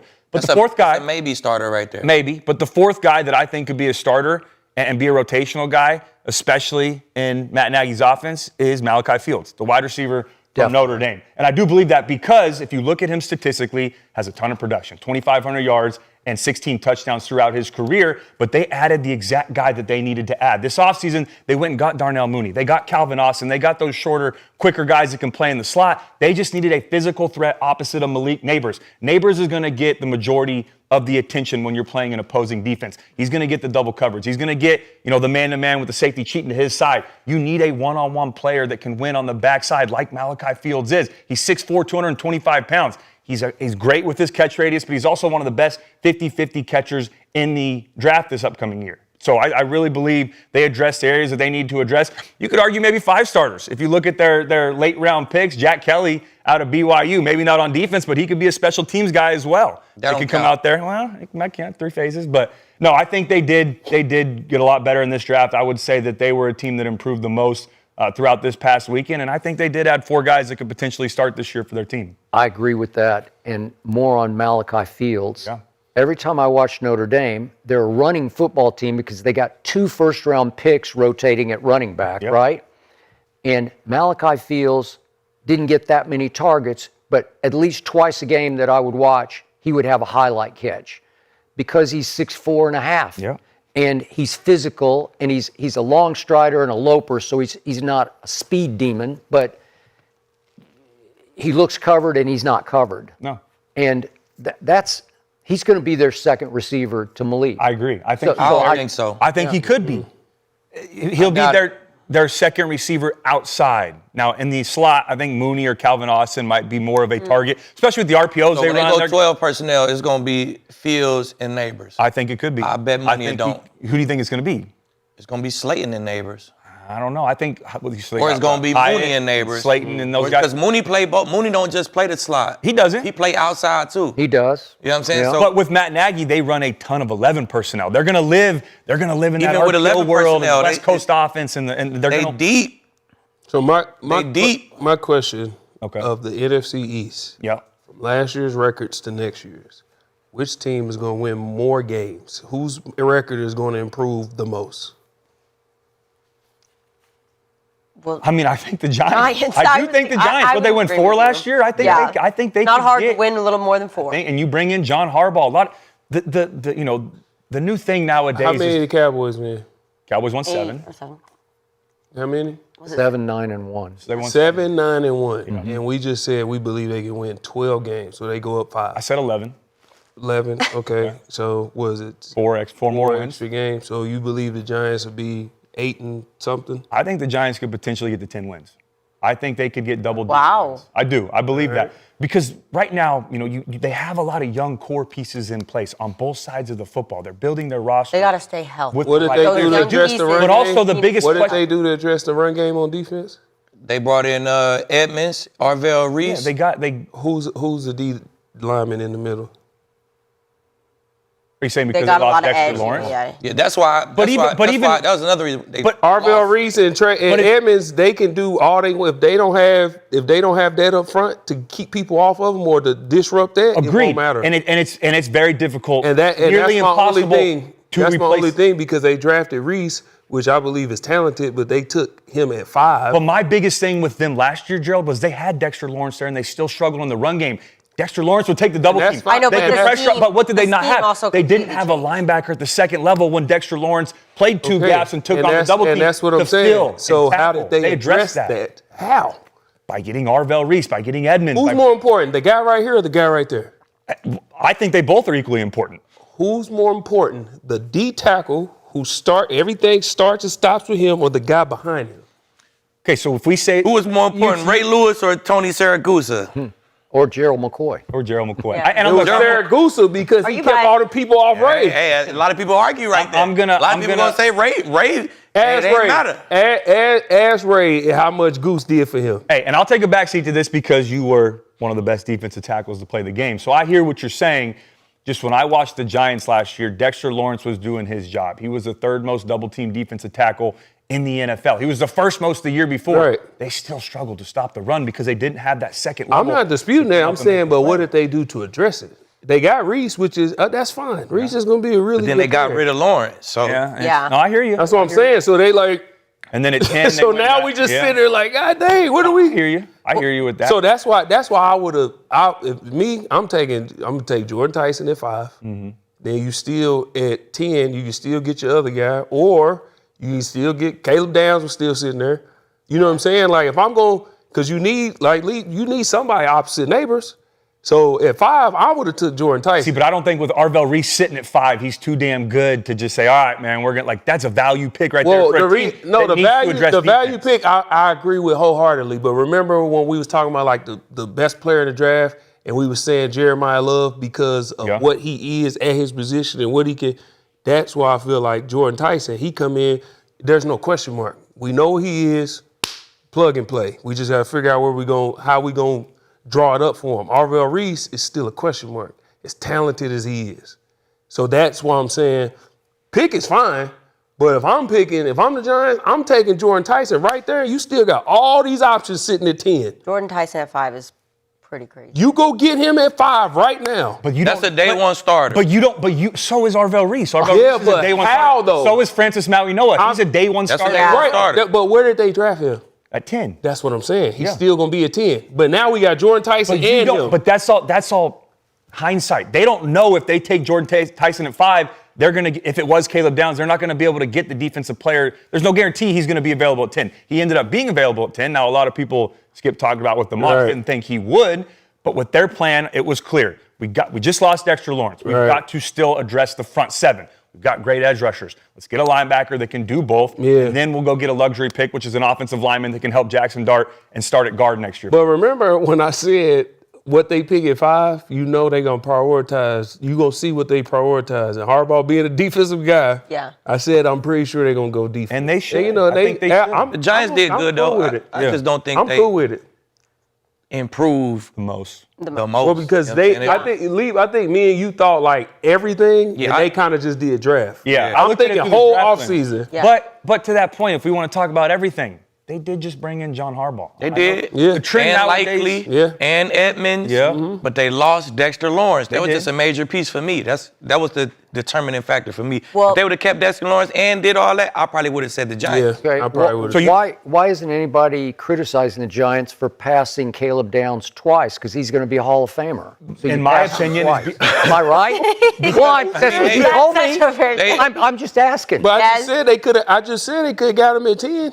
They still could have got him. Okay, well, you could have I had him was at confused they 5. didn't You get him. said he's the best But defensive player remember in the when draft. I said last week my whole synopsis thing is at 5, I'm not taking Arvell Reese or Sonny Styles. I said I would have taken Caleb. Some Downs. people want them workout warriors. You know what I'm Some saying? people want the I guy would- who at jumped 5, 45 and had a good If college Bailey career. is off the board at 5, if I'm drafting a defensive player, I'm taking Caleb Downs. Easy, me too. I'm not Okay, taking I Reese didn't hear- or Sonny Wait, Styles. so you would take Caleb Downs over Jordan Tyson at 5, you're saying? No, if I'm taking a defensive had to player. take defense. Yeah, I'm taking if Bailey's off the board. Yeah. And now I know I want defense. And you At got 5, Reese, Tyson, and Downs sitting there. No. If I'm at 5, if I'm picking a guy, I'm taking Jordan Tyson. Okay. Because I feel like Caleb Downs will be there.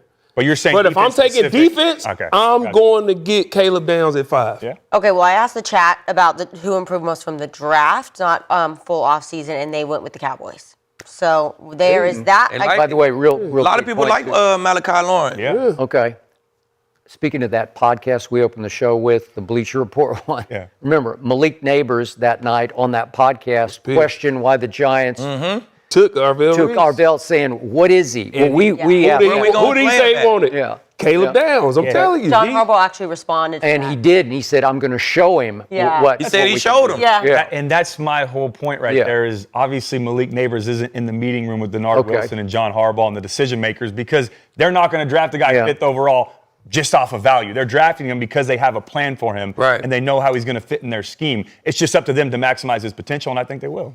All right, let's move on to Aqib's favorite subject. Let's talk about the AFC West because last year was the first time since your guys' Super Bowl season that you guys actually won the AFC West. So, but everybody knows it's really hard to stay on top in this league. So the Raiders made some big move in free agency. Obviously, they did land Fernando Mendoza during the draft, and they got safety trade end Stukes, and then edge Keyron Crawford, and then corner Jermod McCoy, who you really wanted. Obviously, the knee thing is an issue, but in the draft, so that was looking pretty nice too. I like what the Raiders did, and then the Chiefs used their 2 first-round picks to snag Mansour Delane, and then D-tackle Peter Woods in the round 2. Then they picked first-team All-Pro edge R. Mason Thomas. Yes. Also killed it this weekend. So Aqib, how much should the Broncos fear the Chiefs and the Raiders after the draft? I think your division just got a whole lot harder. Kinsey. Leave. Go ahead, man.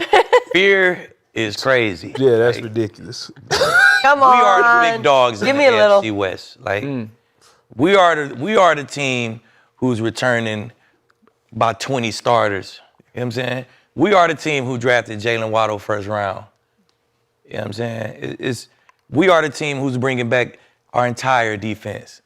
And we drafted, a guy from A&M to be a depth player for us on the D-line.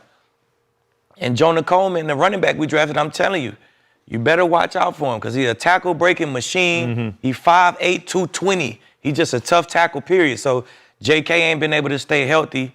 If he go down this year, we got a great plan for that. I promise you that. But with that being said, we don't fear nobody. That's just not part of our day.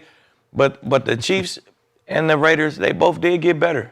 They did get better, man. The Chiefs should be able to run the ball better. They O-line to be healthy. They problem last year was health to me. So they O-line to be healthy. They got one of the top running backs in the league. You bring Eric Bieniemy in, they should be able to run the ball better. They have all their wideouts healthy at the beginning of the year. That's going to make them better just right there alone. So they got better. I love what Vegas is doing. They had an excellent offseason, a great offseason.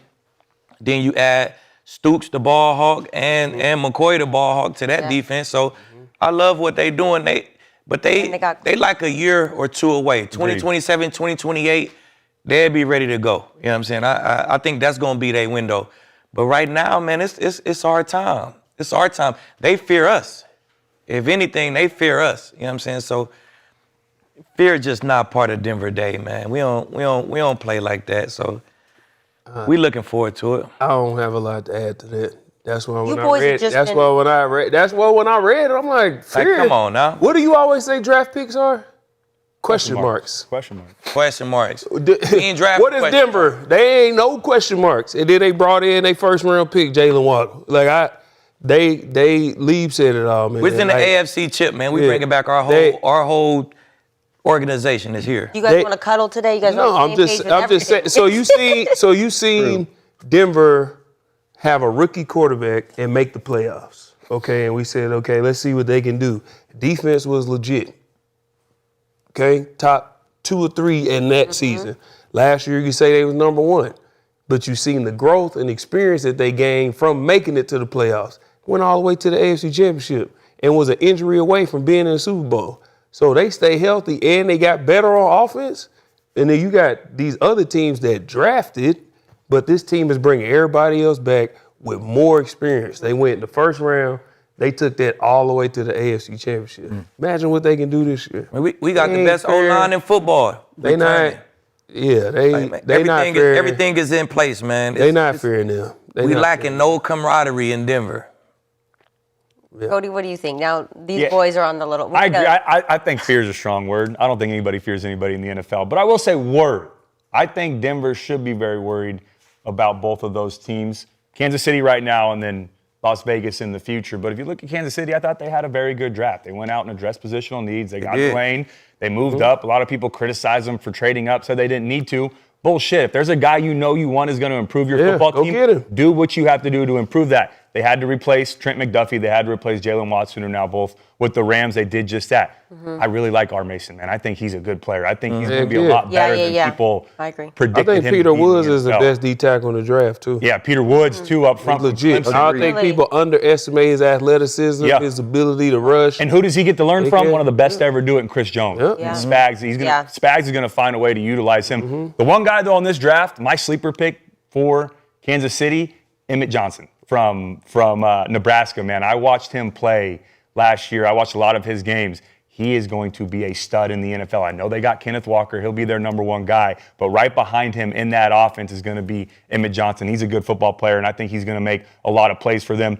And then when you look at, and then the other reason that I say that teams still have to worry about Kansas City is because they got stability at the 2 most important positions within their organization, and that's head coach and quarterback. Anytime that you have Andy Reid as your head coach and your leader, and you have a healthy Patrick Mahomes at quarterback, you're always going to be in contention to win it all, and they still have both of those guys. They also, the last 7 years, have had a top 10 defense, 5 of those years under Spags, so it's the defense that does it as well. It's going to take a lot more than 1 down season filled with injuries and 8 one-score losses for people to stop worrying about Kansas City. But the team that I really like and that I'm focused on right now is Las Vegas, man. I really like what they're building right now. If I'm a Las Vegas Raiders fan, I am feeling great about the direction of my organization under John Spytek, under Clint Kubiak, with Tom Brady as well being in that building. They hire a great head coach in Kubiak.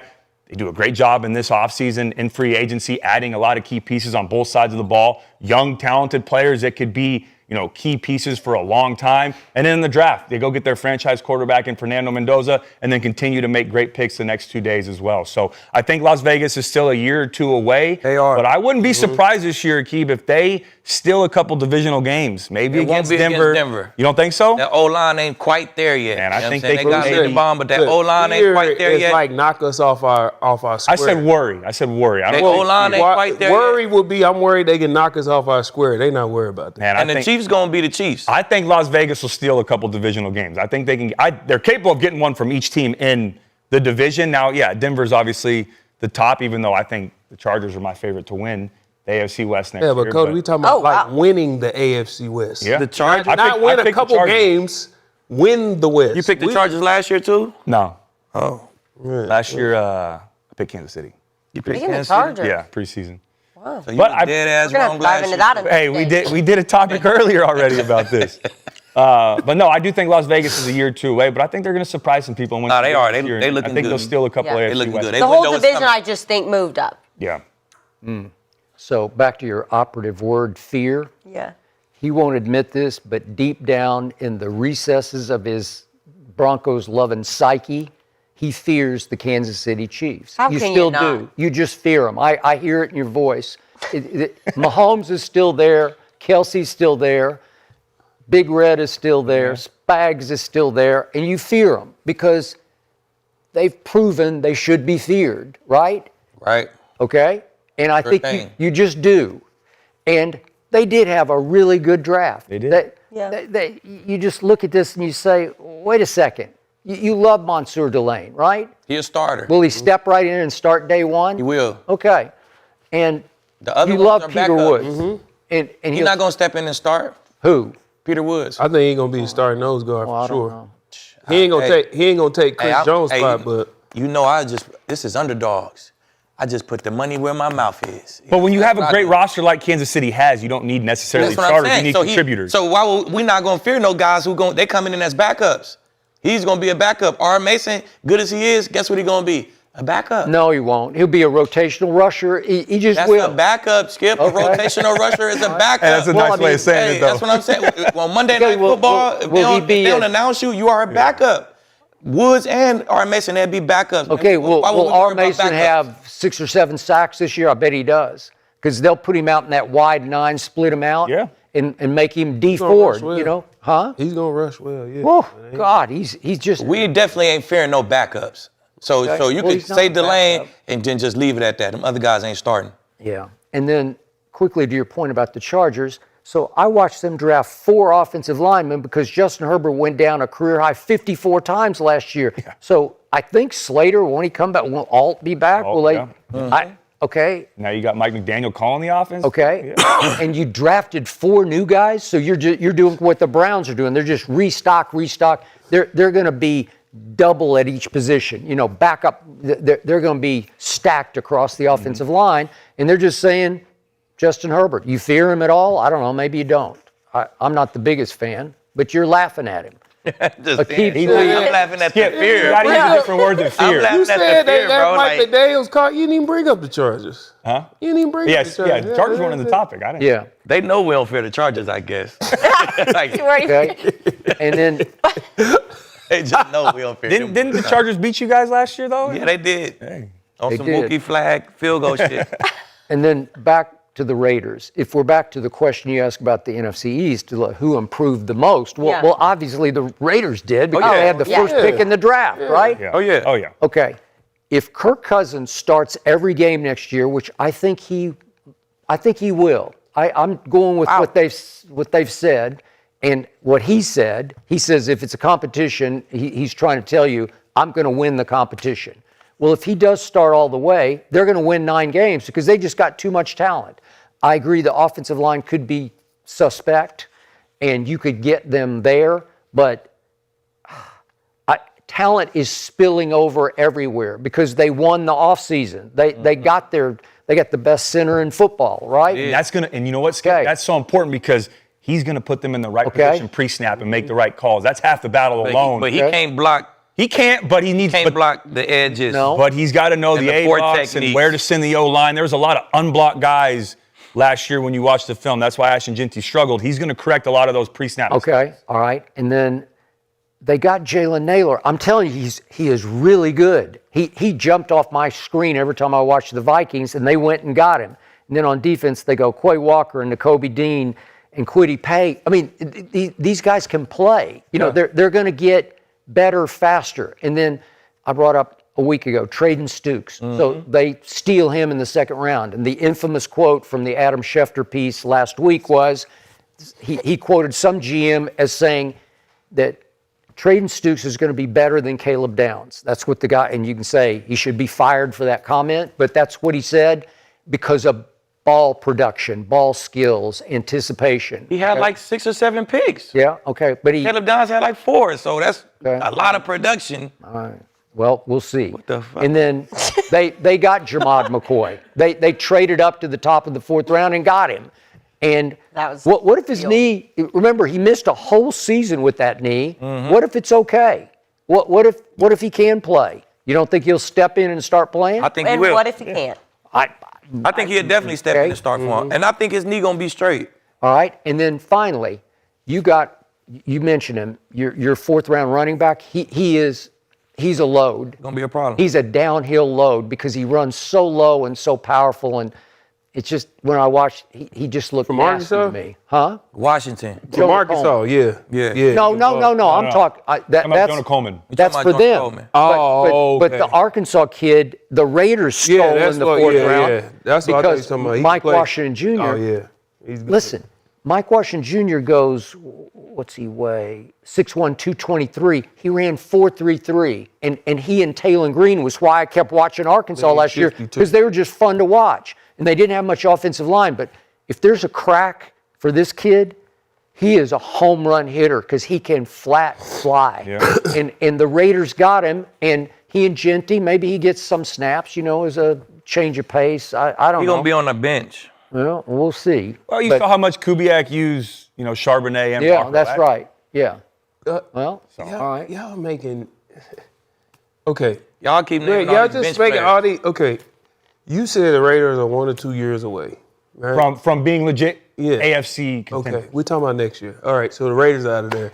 We didn't even bring up the Chargers. Gerald's on one. What has been the strength of Kansas City's team the last 3-4 years? Has it been defense? It's And been defense. Okay, so the defense got better? Got better. So the offense did what?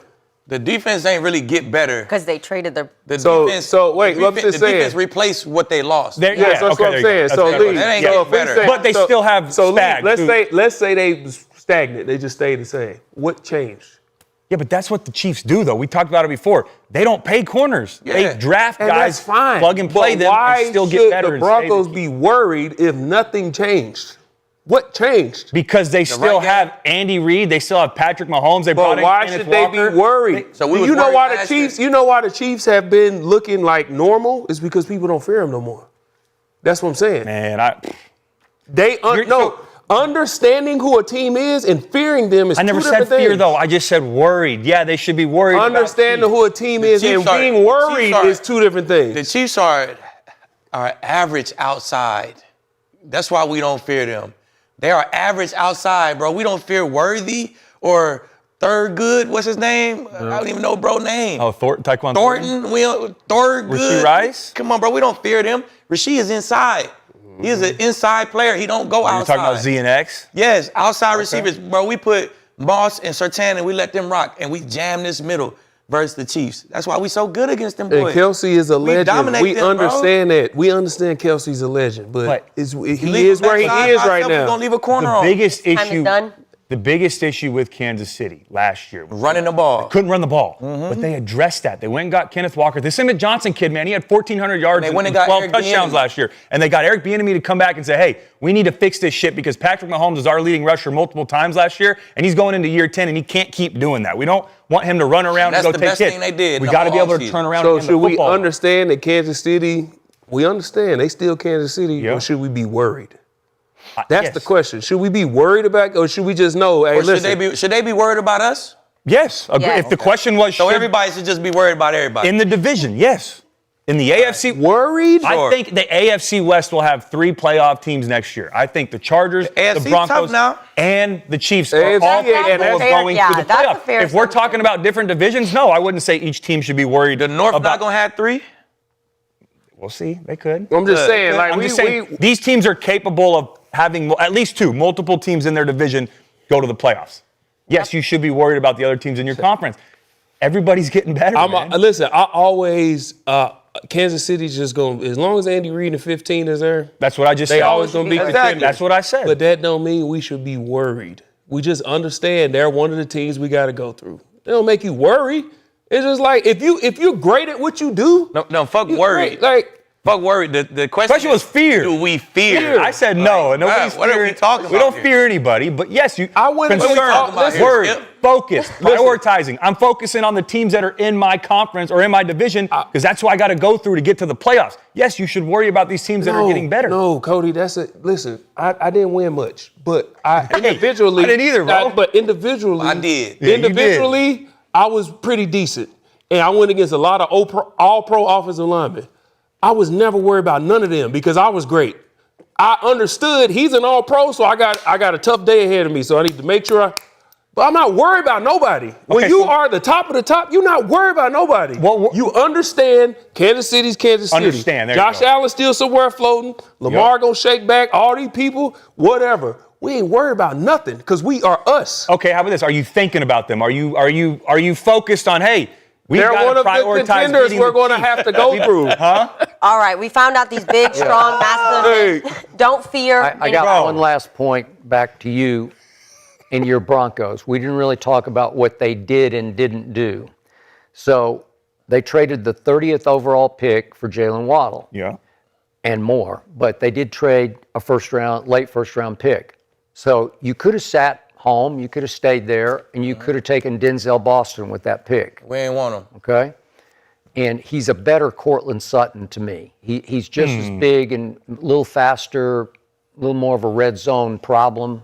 You know, I understand that. Yeah. We don't want two Cortland Sutton. Yeah, Okay. exactly. We already got the real Cortland Sutton. So we don't need the Here's a quote I version of read it. recently in The Athletic. It's one of your favorite anonymous quotes from an NFL GM, but he says, Denver wants to give Bo Nix his best chance with a new play caller, so take your shot. Talking about adding Waddle. But you'd better know some of his flaws. Availability is a concern, and Waddle does not exactly exude toughness. Maybe your culture changes that. Okay, just for the record, once Tyreek went down in Miami, if you look hard at these numbers, and I got them right here, but I won't bore you with the numbers, Jalen Waddle got exposed. He started to disappear. He dropped down to an average of 5 catches for 47 yards because he was clearly feeding off as the clear-cut number 2, Tyreek. And if you're expecting him to come in and just change your life as your new number 1, right. I'm not sure he'll be that guy. He lacks toughness, what happened? right? What happened at He lacks quarterback? toughness, Yeah, but but he he missed, played- but he missed 7 games in 5 years. Mm-hmm. That's not tough. Is that not tough? And their quarterbacks. What happened And then he played- why are we conveniently leaving out what happened I'll at tell you quarterback right now, in Miami? Yeah. But then he It's a played in the very system where did the reliant ball get position. thrown for the Rams, the Niners? Where is the majority of their passes? Just Okay. where is it, Cody? In the inside. Right in the bang routes. If you a receiver in one of them, you tough as shit if you play in that system because you're going to run bang route after bang route right across that middle. So I don't see how he's not tough. He run across the middle. And I He can missed show you 7 clips games of him in 5 doing it. years. How the fuck is he not tough? So I don't get it. And to your point, That's why the Buddy ain't quarterbacks, put his name on it. I'll tell you right now, it was Tua, Tim Boyle, Skylar Thompson, Tyler Yes. Huntley, Quinn Ewers. Like there were Quinn guys that there was no Who's really stability gonna at excel? quarterback. And when Yeah, Tyreek Waddle. go down, of course your numbers gonna go down because now I'm the number 1 guy. Yeah. Now I get the safety lean to my side. Now the coverage rolls to my side. So your numbers are gonna go down. That's part of football. All right, okay, enough about these. Bringing it up. I just One dial in. All right, enough about the good drafts that's going on. We've been talking about that this whole show. I feel like let's talk about a trash draft. The Rams. I think they shocked everybody. I'm obviously not a Rams fan or supporter, but the Rams decided to go with Ty Simpson, an interesting pick, but I also want to put up with the rest of their selections, and we're going to talk about this. So I'm not going to read these off, but I do want to point out in round 2, they went with Ohio State tight end Max Clare after taking a tight end in the 2nd round just last year, okay? This is interesting They because got 5 tight ends on their roster. Yeah. 6 now. Like, I think come they got on, bro. 6 now. your first 2 picks are probably not even going to play much next year. Very confusing. So I got to know, Gerald, did the Rams have the worst draft? They had the most confusing draft. You have a small window to win. You have a very small window to win. And Matthew Stafford had an MVP season.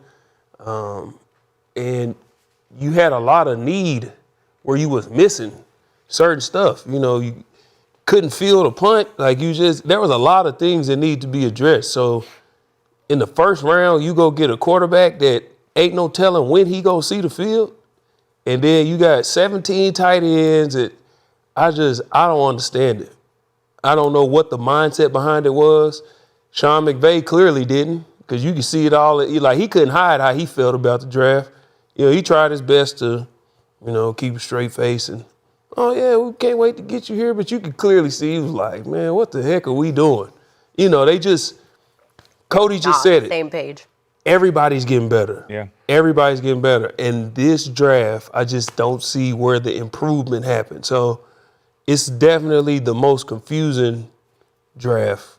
I don't know if it was the worst. You can say it was the worst, but I don't get it. I was Definitely the worst. I was looking like, Rams, what the heck are y'all doing? I'm like, Very bro, confusing. which one of these guys is going to help them this year? That's Like, not one of these guys going to help them. Maybe if some injuries happen, Max Clare may get in the game. If tight end number 1, 2, and 3 go down, you know what I'm saying? Ty Simpson, he probably going to be the third quarterback. He got to beat out Stetson to be number 2. He does. They drafted him to compete for number 2. Like Keegan Tross, I don't know, maybe they're going to plug him in. He's played guard, he's played Yeah. tackle. Maybe they're going to let him That might start help a for little Rob bit. Havenstein. You know what I'm saying? He could compete maybe for tackle, yeah. Maybe Could. C.J. Daniels, maybe he'd be Could, the yeah. third Could, should, receiver. But I don't know. It was just so much that they could have done. They could have said Monroe Freeling with the first round. Then you got a right tackle who's going to come in and start. They could have said Makai Lemon with the first round. could have. And you got a punt returner and a third Yep. receiver. And Devontae turning 34. So I know I got a future starting receiver. Thank you. They could have said Concepcion. KC could have You know been what I'm saying? 13. That's the same. A punt Bro, I was returner. for sure they was getting It also KC. could I thought so They could've have too. said traded back. But They could I have am said mad traded about back. it. They could have said more- Ken Sadiq. Now, if that say Ken Sadiq with my first round, I'm saying shit. Well, maybe he gonna come in and be one of these. Well, they're probably going to get rid of someone then, yeah. Exactly, he gonna come in and be one of your tight ends in a rotation. But I don't know. I feel like he's a lot better than Max Clare. I don't know. Yeah. It definitely was the worst draft to me. But I mean, when you got a good team like the Rams, you don't need much. You don't need much, man. So maybe these guys, they was drafting for some future guys, and I don't really get it. But hey, to me, they definitely drew the worst draft card for me, for sure. Okay. It's not even close. Yeah, I think they had, on paper, the worst draft this year. You could argue maybe the Jacksonville Jaguars as well are in contention for that. But, yeah, I pay close attention to Jacksonville since I've been there before. But, no, I would say the Rams had the worst draft this year, and I'm with you, man. You draft a quarterback 13th overall that most likely won't even play for at least the next 2 to 3 years when you're in your win-now window. Now, I know Stafford is getting towards the end of the career, and you want to prepare for that before you become get into panic mode. You don't have a guy to plan for, but right now I just didn't think it was the right time to make that decision. Go get someone that can help you win this year and address some positional needs. Tight end with Max Clare, I'm with you. They already had 5 on their roster. They drafted Terrence Ferguson last year in the second round. Paired him up with Colby Parkinson, paired him up with Tyler Higbee. So they've got multiple guys there. I know Sean McVay runs a lot of 13 personnel and likes to utilize the tight ends, but they're already set. They didn't need to add another one. That wasn't a positional need for them. And then the Tross kid, I do think will have somewhat of an impact this year. We see it every year where offensive linemen go down. He's played guard, he's played tackle. He is a 7th-year senior, and he's 25 years old. So I don't know how long he's going to play in the NFL, but he's a guy that has a lot of experience at multiple positions, so he could contribute. But I'm with you. But the reason that I feel like the Rams, aren't too concerned with this draft is because where they are. They already have one of the best rosters in the NFL, and really they addressed the positional needs they had this offseason. Yep. They went out and addressed the cornerback position. They traded for Trent McDuffie and then extended him. And then they also got Jalen Watson to pair him up opposite of him. So they felt like they already got better. These were just luxury picks, Exactly. guys that we think could be future starters for us or contribute in the future. So I'm fine with that, man. I think Les Snead and Sean McVay have done a phenomenal job of building this roster already to where even though they had the worst draft, it's not going to hurt them. Right. So after the first round, I thought Tennessee was on its way to having the worst draft with Carnell Tate at 4, way too high, and Keldrick Falk at 31. really out on They that. traded up for him, and I don't get it. But then they took Anthony Hill in the second round, and I know we both, he's a football player, is what he is, a tackling machine. So saved yourself there, redeemed yourself. And I'm with you guys. The harder I look at the Rams draft, the worse it gets. And it's so rare, like you just said, it's so hard to win a championship in this league. It's just hard. Maybe you don't think it's hard because everywhere you went, it just worked, right? I don't know. I don't see Just what's you. so hard about Yeah, I it. know. Oh, my got it. God. I just studied that tape. You know what I'm saying? But you know what? It's really hard. It's the greatest league in the world, and there are 32 teams that keep, because of the reverse order draft, and they just get better and better, and they just keep clawing at you from below. And the Rams were the betting favorite going into the draft. They're the team favored to win next year's Super Bowl for all the reasons you just detailed. And they had the 13th overall pick. It doesn't happen. Right. Where God, the NFL gods is saying, they're just saying, here. Take another player. You get Take a another Super Bowl one. this year. Take another player. You can make it prohibitive favorite here. You can take Monroe Freeling, and he can step in and fix your offensive line. You can take Blake Miller, whoever you love, whoever's still sitting there that you love the most. You take one of them. Take Makai Lemon. They could have took Reuben Bain. You could take Reuben Bain. You just say, we even got better. Now, for next year, we just got that much better, incrementally better. And with Ty Simpson, from what I saw of Stetson Bennett, I'm just not sure he's better than Stetson Bennett. I watched Stetson Bennett play 2 national championship games in which he was the MVP that they won, and he's pretty good. He's not quite as big as Ty Simpson, who's no giant, and yet, unless you tell me that Ty Simpson's going to come in and win 5 games next year while Matt's hurt, he's down for a while, that's the only way you can justify this. But I'm with you. I said it. I know Les Snead tried to do damage control and said, no, Sean and I are in lockstep. You know, he was right there with me, and he was on board with the Ty Simpson pick. I didn't see on board. I'm with you. I think he was just... He was trying to save face. Sean was like, yeah, all right, man. See, I think he was doing it out of respect to Matthew Stafford. Well, He maybe. didn't want to You sit there said and that. praise it. We just got your Okay, replacement. I got it. But more was of a he respect completely factor on than board Matthew with taking Ty Simpson? Did he love Yes. Ty Simpson? I don't know Hell if he no. loves him. Hell no. They're not making that pick, Skip, if Sean Sean McVay's ain't not give a on damn who they board. drafted. Yeah, but Sean McVay has changed life in Los Angeles since he's taken over. That 8 winning seasons in the last 9 years. They've gone to the playoffs 7 times. They've gone to 2 Super Bowls, and they've won 1 of them. Les Snead is not making that decision without approval from Sean McVay. He might not be the driving force in getting Ty Simpson, but I guarantee you Sean McVay had a lot of input and said, yes, I can win with this guy once Matthew is gone, whenever he decides to retire. To sort of reconcile that Ty Sean ain't Simpson... say that. You don't think Sean McVay had any input in that? He might have had some input, but he ain't say, yes, I could win. When he's done, I could win with... Nah, he ain't say that. You're telling me the guy that has led you to 2 Super Bowls and he's won 1 of them, who's the best offensive-minded coach in the NFL. Exactly what I'm telling you. You don't think he had a lot of input in this with decision? 2 top 10 quarterbacks. I'm telling you, he didn't say... He did it with 2 top 10 quarterbacks. And Ty Simpson, I don't see being. Yeah. But we don't know. They're question marks. And I'm with you. I don't mind the decision of taking a quarterback there because you want to plan for the future. Why do teams fall out of their Super Bowl I don't even think window? he was They the don't have a second planned best quarterback in the draft. But I agree with you. I do think it was a reach with who they took. I'm not a big fan of them taking Ty at 13, but I do understand the logic of taking a quarterback. But all of that is a moot point when it comes to, was Sean McVay involved in this decision? He had to have. I mean, they had to tell I don't see a him. world where So he wasn't. couldn't have been going back and forth like, man, we can do this. And he like, I like this guy. I like to do this. Man, we're going to take this guy. All right, it's your shit. right. Go ahead. If that happened, yeah, and it very well could have. If that Does happened, that happen in Dallas? Did that ever happen? He talking this, and then Jerry like, man, pick who I want. Yeah. Pick it. Jerry's You like, see what I'm saying? Shut up. I'm talking. Shut up, man. I'm picking him. I'm talking coach and position specific. Sean McVay is the best offensive-minded coach in the NFL. I'm not saying he's not. He can make. We've seen what he's done with multiple quarterbacks, even when guys go down, how he can help them improve. Shit, he helped Baker Mayfield, who's a good player, win on a Thursday night after 2 days of prep because he can build a game plan for his guys. I just think it would be a huge mistake, and I find it hard to believe that Les Snead didn't get Sean McVay on board with this pick. He might have not been the driving force saying, hey, let's go. He might have been, but I just seen numerous Sean McVay interviews, him talking all that. That wasn't it. I think that was respect to Matthew Stafford, though. Cody, did Sean McVay personally work out Ty Simpson or have dinner with Ty Simpson? And I didn't like that, Skip. I said that on Friday after He'd the never first round. spoken to him. I don't like That's what I'm saying. that. So it's like you ain't got to do nothing out of respect of Matthew Stafford. He Matthew Stafford. He know he good. He said, let's make history, coach. Yeah. He said, yeah. Yeah. Have a No, good enjoy the night. It's like, no, yeah. If they really wanted Ty Simpson, unless they heard some other stuff from other teams, why not trade back with a team? And Exactly. get him? That's Taking what him I at 13. said. Nobody else is taking him. But that's my whole point. I don't mind them planning for the future at the quarterback because they're in a great position with their roster to where they don't necessarily need guys right now.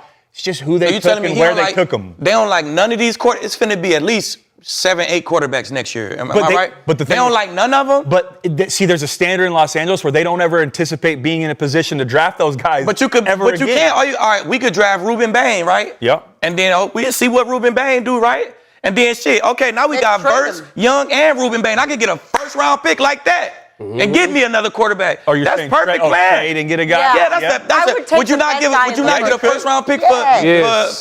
for Young? Yes. He got 7 sacks, 8 sacks, 12 sacks. I ain't gonna get a first-round pick for him. Yeah. That's a young edge. And they He most finna get likely paid. won't be able to pay all these guys. Like, come on, bro. Come on. That's easy work. I ain't no GM, but I'm looking at it like shit. That's a first-round pick right there. Yep. If I need a first-round pick, a quarterback, I'm getting it right there. And I hear what you're saying, but Like, their that's- logic was obviously like, let's go get a guy in the first round. then you Their build logic it. was, Who nigga, we cares what the cool. logic Play- was? and It then was you done. build it. Play out a shit. rookie quarterback deal. Tay about to be done soon. You Tay go finna get be 34. That's what I'm saying. You go get a guy Yeah. that let them two be them.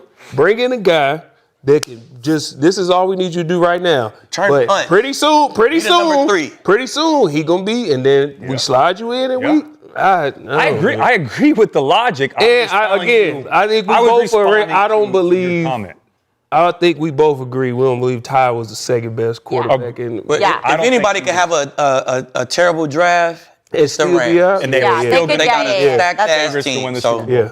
All right, the boys were absolutely electric today. We actually didn't get to a few topics that I really wanted to get to, so I'm so excited to be back here on this couch on Friday. Thank you guys Yeah. so much for watching The Arena Gridiron presented by Underdog. whoa.